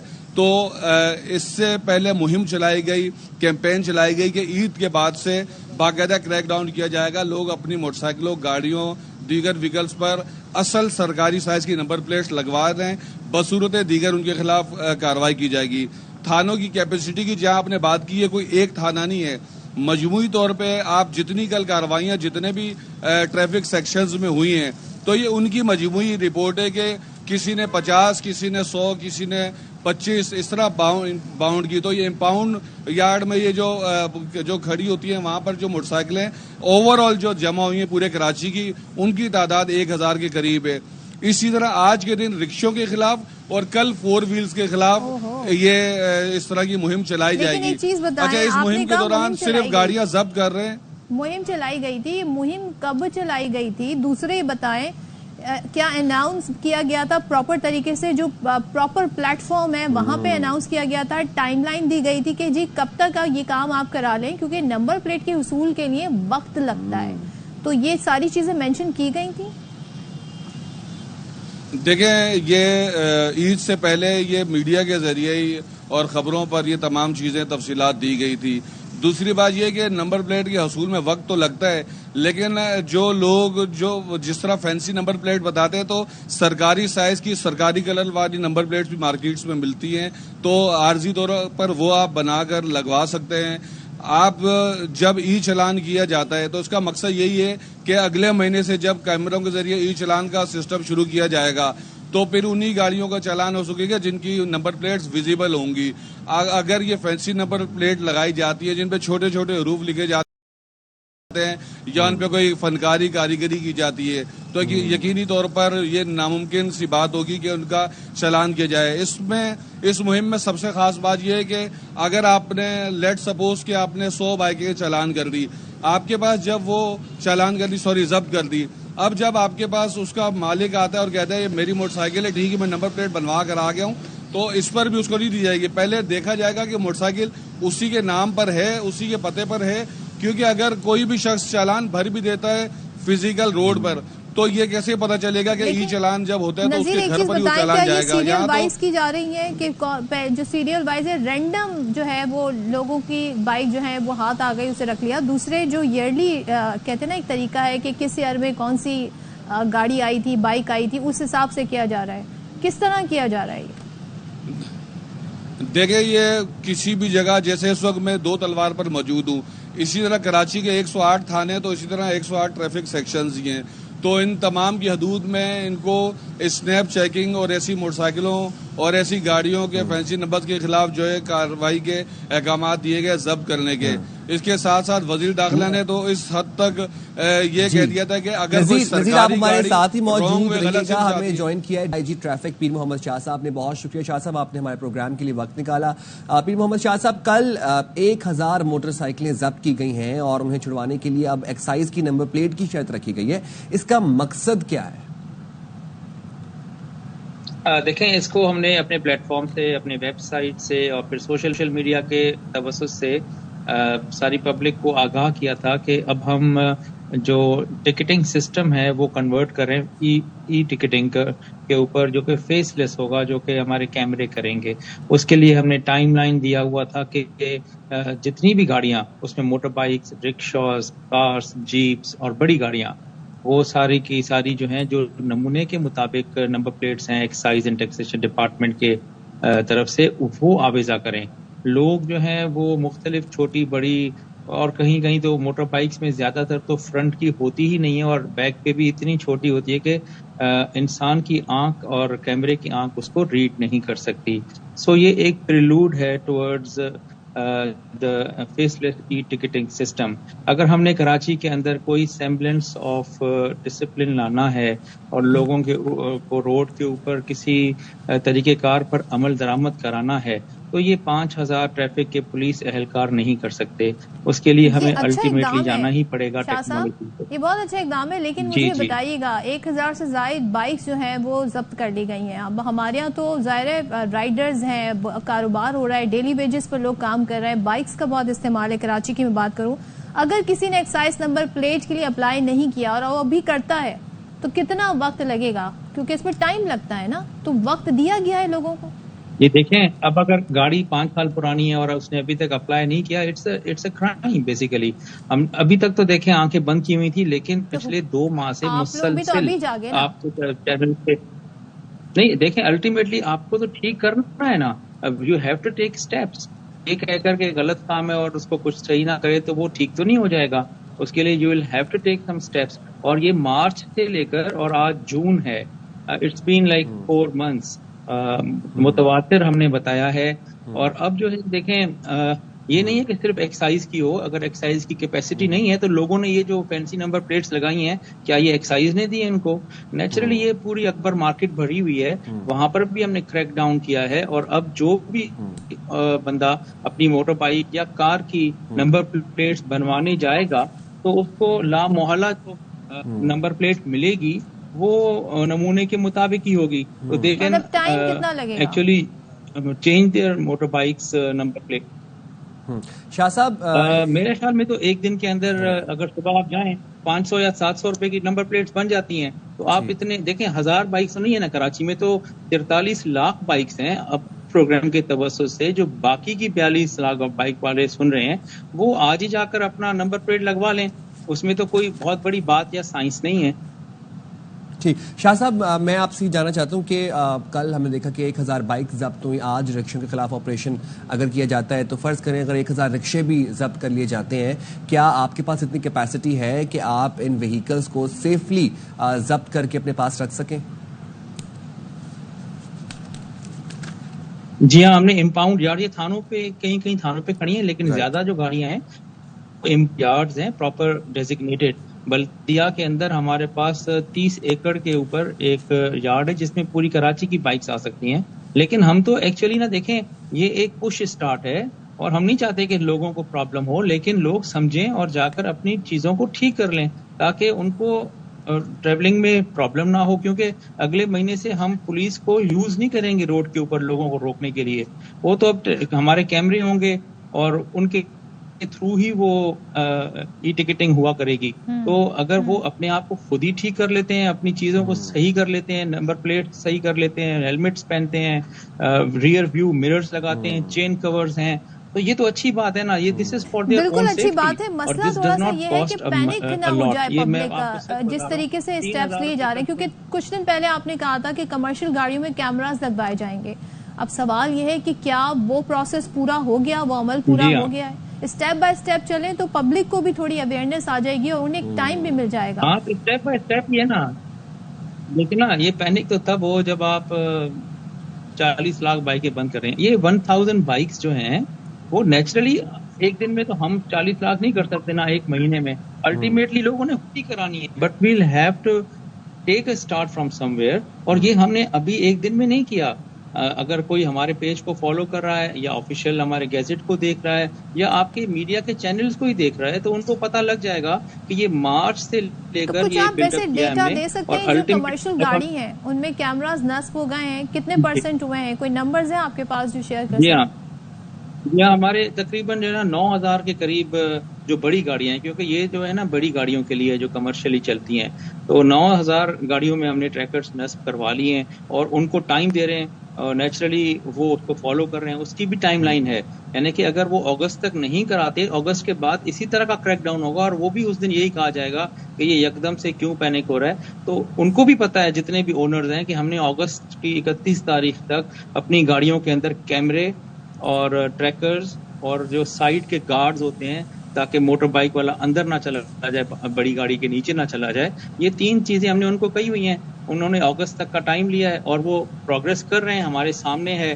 جیسے میں نے آپ کو بتایا ہمارے پاس تقریباً 20000 کے قریب بڑی گاڑیاں ہیں, 9000 کے قریب لگ چکے ہیں, تو باقی 11000 ہیں. مجھے لگتا ہے کہ اگست کے اینڈ تک وہ بھی اس کو کمپلائنس دے دیں گے. اور اگر کمپلائنس ہو جاتی ہے, یہ انہی کی سیفٹی ہے, پھر ہم کیوں ان کو روڈ پہ روکیں گے یا کیمرے ان کو کیوں چالان کریں گے. اور پی صاحب, شاہ صاحب یہ بھی بتائیے گا کہ جو ٹینکر ہیں ان کے لیے کہا گیا تھا کیونکہ وہ جو ظاہر ٹائر ہیں اس کے آگے شیلڈ باقاعدہ پراپر لگائی جائے گی تاکہ ایکسیڈنٹ میں نقصان جو ہے وہ کم سے کم ہو سکے, خدا نخواستہ. تو یہ اس پہ عمل درآمد ہو گیا ہے؟ دیکھیں یہ میں نے آپ کو بتایا نا کہ 31 اگست تک ان کو ٹائم دیا ہوا ہے اگر یہ 31 اگست تک اپنی گاڑیوں کی باڈیز کو نہیں ٹھیک کراتے تو یہ امپاؤنڈ ہو جائیں گے, گاڑیاں بند ہو جائیں گی, اور یہ پھر ہمارے امپاؤنڈ یارڈ میں ہی اپنے میکینکس کو لا کے بنوا کر ہم سے لے سکیں گے واپس. تو ابھی بھی ان کے پاس ٹائم ہے, لیکن یہ مجھے پتا ہے کہ باڈی میکرز کے پاس کافی بڑی کیوز لگی ہوئی ہیں, ہماری گاڑیوں والے لائن اپ ہوئے ہیں, ان کو ایک گاڑی کو بننے میں 9 دن 8 دن 7 دن 12 دن لگتے ہیں depending upon the length of the vehicle. تو 31 اگست تک انشاءاللہ تعالی we are expecting and hopeful کہ یہ سارے ذمہ داری کے ساتھ اپنی گاڑیوں کو 31 اگست کافی آپ نے ویسے لمبا انہیں ٹائم دیا ہے. نذیر آپ بتائیے گا کہ جو ریکوائرمنٹس تھیں, جو کہا گیا تھا سیفٹی کے لیے حفاظتی شیلڈ کا جو کہا گیا تھا, وہ نظر آ رہی ہیں آپ کو ٹینکر سے؟ بالکل, دیکھیں ہماری ٹرانسپورٹر سے بھی بات چیت ہوتی رہتی ہے, ان کی جانب سے بیچ میں اس چیز پر بھی احتجاج کیا گیا تھا کہ ٹریفک پولیس نے جب ہمیں جس چیز کا کہا ہے تو ہم تو اس پر عمل درآمد کر رہے ہیں, لیکن اس کے بعد بھی اگر حادثہ ہو کر ہماری گاڑیوں کو جلا دیا جاتا ہے تو پھر کون ذمہ دار ہوگا. تو ہم نے فزیکل خود جا کر دیکھا کہ ان کی جانب سے کیمرے بھی لگائے جا رہے ہیں, ٹریکر بھی لگائے جا رہے ہیں. بہت بڑے نمبرز تو نہیں ہیں, لیکن انہوں نے اس کام کا آغاز کر دیا ہے, اور جس جگہ پر جس طرح سوراب گوٹ ہو گیا, اورنگی ٹاؤن بنارس کے علاقے ہو گئے, تو ایک مخصوص ان کے مقامات ہوتے ہیں جہاں پر ان ہیوی گاڑیوں کا کام ہوتا ہے, جن میں ڈمپر, ٹرالر, کیونکہ جس طرح عام گاڑیوں کے میکینک ہر جگہ موجود ہوتے ہیں تو ہیوی گاڑیوں کے ہر جگہ پر نہیں ہوتے, ان کی بیوٹیفیکیشن یا اس طرح کے دیگر کام ہوتے ہیں تو وہ مخصوص جگہوں پر ہوتے ہیں. ماڑی پور پر ہوتا ہے, اور جو ڈمپر کا سب سے بڑا جو کام کرنے کا جو جگہ ہے وہ سوراب گوٹ جو اڈے کے قریب ہے, وہاں پر بیٹھے ہوئے میکینکس وغیرہ وہ وہاں پر کام کرتے ہیں. تو ہم خود گئے تھے, ہم نے دیکھا تھا کہ انہوں نے کیمرے اور ٹریکر لگانے کا کام تو شروع کر دیا تھا, لیکن جس طرح ابھی شاہ صاحب نے بتایا کہ 9000 گاڑیوں میں اب تک لگائے جا چکے ہیں, تو ہم بھی یقینی طور پر اب اس کو دوبارہ سے دیکھیں گے, اور اب کتنی گاڑیاں رہ گئی ہیں سڑک پر بھی ہم دیکھیں گے کن گاڑیوں کے جو انڈر آرم, جس طرح کوئی بھی حادثہ ہوتا ہے تو موٹر سائیکل والا بالکل نیچے چلا جاتا ہے, تو اس کی روک تھام کے لیے کچھ SOPs جاری کی گئی تھی کہ ٹریکر اور کیمروں کے ساتھ ساتھ ایسے گارڈز بھی لگائے جائیں تاکہ خدا نہ خاصہ اگر کوئی حادثہ ہو ہی جاتا ہے تو اس کی کم سے کم جان بچ سکے. نذیر بالکل ٹھیک ہے. پیر محمد شاہ صاحب, اب انیشیٹو ہے, ایک ڈیولپمنٹ ہے, اور لا انفورسمنٹ کے لیے جو بھی ڈیولپمنٹ ہے ہوتے ہیں وہ ایک ان کو پازیٹیو اقدامات بھی کہا جاتا ہے, بٹ یہ اور مزید پازیٹیو ہو جاتا اور مزید اس کو سراہا جاتا اگر یہ ہیوی ٹریفک سے شروع کیا جاتا. 31 اگست کے بعد آپ بتائیں کہ ہمیں پھر دیکھنے کو ملیں گے جیسے موٹر سائیکلیں ضبط ہوئیں, اس طرح ہم دیکھ سکیں گے کہ 1000 جو ہے وہ ٹینکرز یا ڈمپرز جو ہیں وہ ضبط ہوئے ہیں. دیکھیں ہم نے تو جو مئی کے شروع میں 400 بڑی گاڑیاں امپاؤنڈ یارڈ کے اندر بند کر دی تھیں. آپ ہی کی ٹی وی پر وہ بریک ہوئی تھی نیوز, اس کے بعد ان سے ٹاکس ہوئی, انہوں نے ہم سے ٹائم لیا, ہم نے پھر باڈی میکرز سے بات کی. ہمارے پاس اتنے زیادہ باڈی میکرز نہیں ہیں کراچی کے اندر, ہارڈلی 40 کے قریب شاپس ہیں ہماری, تو وہ کے ساتھ ہماری بات ہوئی اور ہم نے ٹائم لائن کو دیکھ کر ہی دیا ہے کہ گاڑی میں اگر 10 دن لگتے ہیں اور 40 باڈی میکرز ہیں تو then we have to give allowance. باقی نمبر پلیٹ ہے, ٹریکر ہے, کیمرہ ہے, اس میں ٹائم نہیں لگتا, اس کے اندر انٹینشن چاہیے. اگر آپ کی انٹینشن ہے تو آپ ابھی جا کے موٹر بائک میں یا اپنے ٹریکر بڑی گاڑی میں لگوا سکتے ہیں, وہ تو اویلیبل ہیں, بہت زیادہ وینڈرز ہیں. لیکن جہاں پر اگر باٹل نیک ہے تو we'll have to take that into account as well. اچھا, اور یہ جو نان کمرشل گاڑی ہے, جو ویکلز ہیں, کیا ان کی بھی فٹنس انسپیکشن ہوگی یا ان کے حوالے سے بھی اسٹیپس کچھ لیے جا رہے ہیں؟ نہیں, انیشیلی جو ہے نا یہ بڑی گاڑیوں کے لیے فٹنس کے, یعنی کہ جو ٹینکرز ہیں, ڈمپرز ہیں, ٹریلرز ہیں, ٹرکس ہیں, ان کی جو ہے نا انسپیکشن لازمی قرار دے دی گئی ہوئی ہے. ویسے بھی تھی, لیکن اب 1 لاکھ روپے کا جرمانہ ہے. اگر آپ کے سائڈ رنز نہیں ہیں کارڈز تو 1 لاکھ جرمانہ ہوگا. اسی طرح اگر آپ کے ٹریکر نہیں ہیں, کیمرے نہیں ہیں, تو 1 لاکھ کا جرمانہ. بڑا ہیفٹی جرمانے ہیں جو سرکار نے اپروو کیے ہیں. تو یہ دیکھیں الٹیمیٹلی نا سب نے ہی اپنے آپ کو ٹھیک کرنا ہے. یہ 2-3 مہینے میں ہر چیز جو ہے نا کلیئر ہوگی, اور سب کے لیے ہے. ابھی بھی ہمارے ٹرانسپورٹرز کے ساتھ میٹنگز ہوتی ہیں, دے نو کہ they have to rectify them self. Time تو دینا پڑے گا, جس چیز میں جتنا ٹائم لگتا ہے. اگر ہم ان ریزنیبل ہوں گے تھوڑا سا ٹائم پبلک کے لیے بھی بتا دیں کہ جو ایکسائز والے ہیں کیا وہ 24 گھنٹے دن رات کام کر رہے ہیں, کیونکہ جب اتنی تعداد میں پبلک جائے گی نمبر پلیٹس کے لیے تو پھر وہ انہیں ایک دن میں مل جائیں گی؟ ایسا نہ ہو ایک ایک 2 مہینے لگ جائیں اس کے حصول کے لیے. میں آپ کو پھر ایکسپلین کر دوں. یہ جتنی بھی بائکس پر ابھی لگی ہوئی ہیں نا فینسی نمبر پلیٹ، یہ کسی نے ایشو نہیں کیا ان کو. ابھی بھی جو ہم ان کو کہہ رہے ہیں کہ جو وینڈرز جو کہ مارکیٹ میں اویلیبل ہیں 500 سے 700 روپے میں نمبر پلیٹ بناتے ہیں، ان کے پاس ابھی ڈائریکشنز چلی گئی ہیں سرکار کی بھی کہ ٹل دا ٹائم ایکسائز والے ان کو ایشو کریں آفیشیلی، تو ان کو ان آفیشیل طور پر وہی نمبر پلیٹ اور اسی سائز کی لگانی ہے جو کہ آفیشیل نمبر پلیٹ سے مطابقت رکھتی ہو. تو یہ ہیں ڈائریکشنز، اور لوگ ابھی بھی جا سکتے ہیں. سینکڑوں شاپس ہیں اور ایک نمبر پلیٹ بننے میں آدھا پونا گھنٹہ لگتا ہے، 500-700 روپیہ خرچہ ہوتا ہے. وہ کرائیں تاکہ وہ خود بھی ریلیکس ہو جائیں، ہمیں بھی کام نہ کرنا پڑے اتنا زیادہ. ٹھیک ہے، بہت شکریہ پیر محمد شاہ صاحب، اور نذیر شاہ بھی ہمارے ساتھ موجود تھے. یعنی کہ جب تک ایکسائز والے آپ کو ایشو کر رہے ہیں نمبر پلیٹ، تب تک آپ جو ہے کسی وینڈر کے پاس جا کر اسی نمبر کی جو ہے پلیٹ بنوا سکتے ہیں ٹل دا ٹائم جو ہے سرکاری ڈیزائن یوز کر سکتے ہیں. یہاں پر چھوٹی سی بس یہ چیز ہے، وہ آپ اس کو مد نظر رکھیں. فینسی نمبر پلیٹس نہیں لگانی، وہ نیلی پیلی سبز رنگ کی چھوٹے چھوٹے ڈیجٹس والی پراپر جو سرکاری ریشو کی سرکاری سائز کی جو آفیشیل آپ کی ہے نمبر پلیٹ، آپ وہ جائیں کسی بھی وینڈر سے 400-500 روپے کی بنوا کے اپنی بائک پر لگا لیں. تب تک جب تک آپ کو ایکچوئل جو نمبر پلیٹ ہے وہ ایکسائز سے ایشو نہیں ہو رہی، تو اس پھر آپ کی بچت ہو سکتی ہے. تو یہ بات ہے سر. چلیں جی، ایک ہم خبر ہے جی ہاں، سو وہ ذرا ہم شامل کر لیتے ہیں. کیا ہے جی؟ وہ یہ ہے کہ جی امریکہ میں ہم دیکھ رہے ہیں کہ جی غیر قانونی تارکین وطن سراپا احتجاج ہے. اور مطلب میں کہتا ہوں کہ کافی ایکسٹریم وہاں پر وائلنس چل رہی ہے، پروٹیسٹ چل رہے ہیں. کس طرح کا پروٹیسٹ ہے یہ؟ ایسے جلاؤ گھیراؤ، مطلب میں نے رائٹس ایسے کبھی بھی امریکہ میں نہیں دیکھے. اور ان کی جو پولیس ہے، بلکہ آئی تھنک ان کی نیوی کے آفیسر بھی وہاں، نیشنل گارڈز وہاں پر تعینات ہو گئے. تو آپ وہ بلیک لائیوز میٹر والا بھول گئی ہیں؟ وہ بھی تب بھی تو سب یہی معاملات ہوئے تھے. اچھا، لاس اینجلس کے بعد اب نیو یارک اور سان فرانسسکو میں بھی مظاہرے شروع ہو چکے ہیں. پینٹاگون نے 700 میرینز بھیجنے کا اعلان کیا ہے، اور صدر ٹرمپ کہتے ہیں گورنر کیلیفورنیا نااہل ہے، انہیں گرفتار کر لینا چاہیے. سو اب جو یہ کرائے پر بلبائیوں کو بلایا گیا، یہ کہہ رہے ہیں جی امریکنز، اور ریاست کیلیفورنیا نے ٹرمپ انتظامیہ کے خلاف مقدمہ دائر کر دیا ہے. اور گورنر جو ہے کیلیفورنیا کے، وہ کہتے ہیں ٹرمپ پر مقدمہ چلائیں گے. تو it's versus Trump versus the governor of California.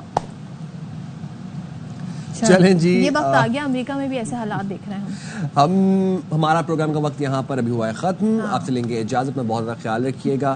تب تک کے لیے اللہ حافظ. پاکستان زندہ باد. پاکستان زندہ باد.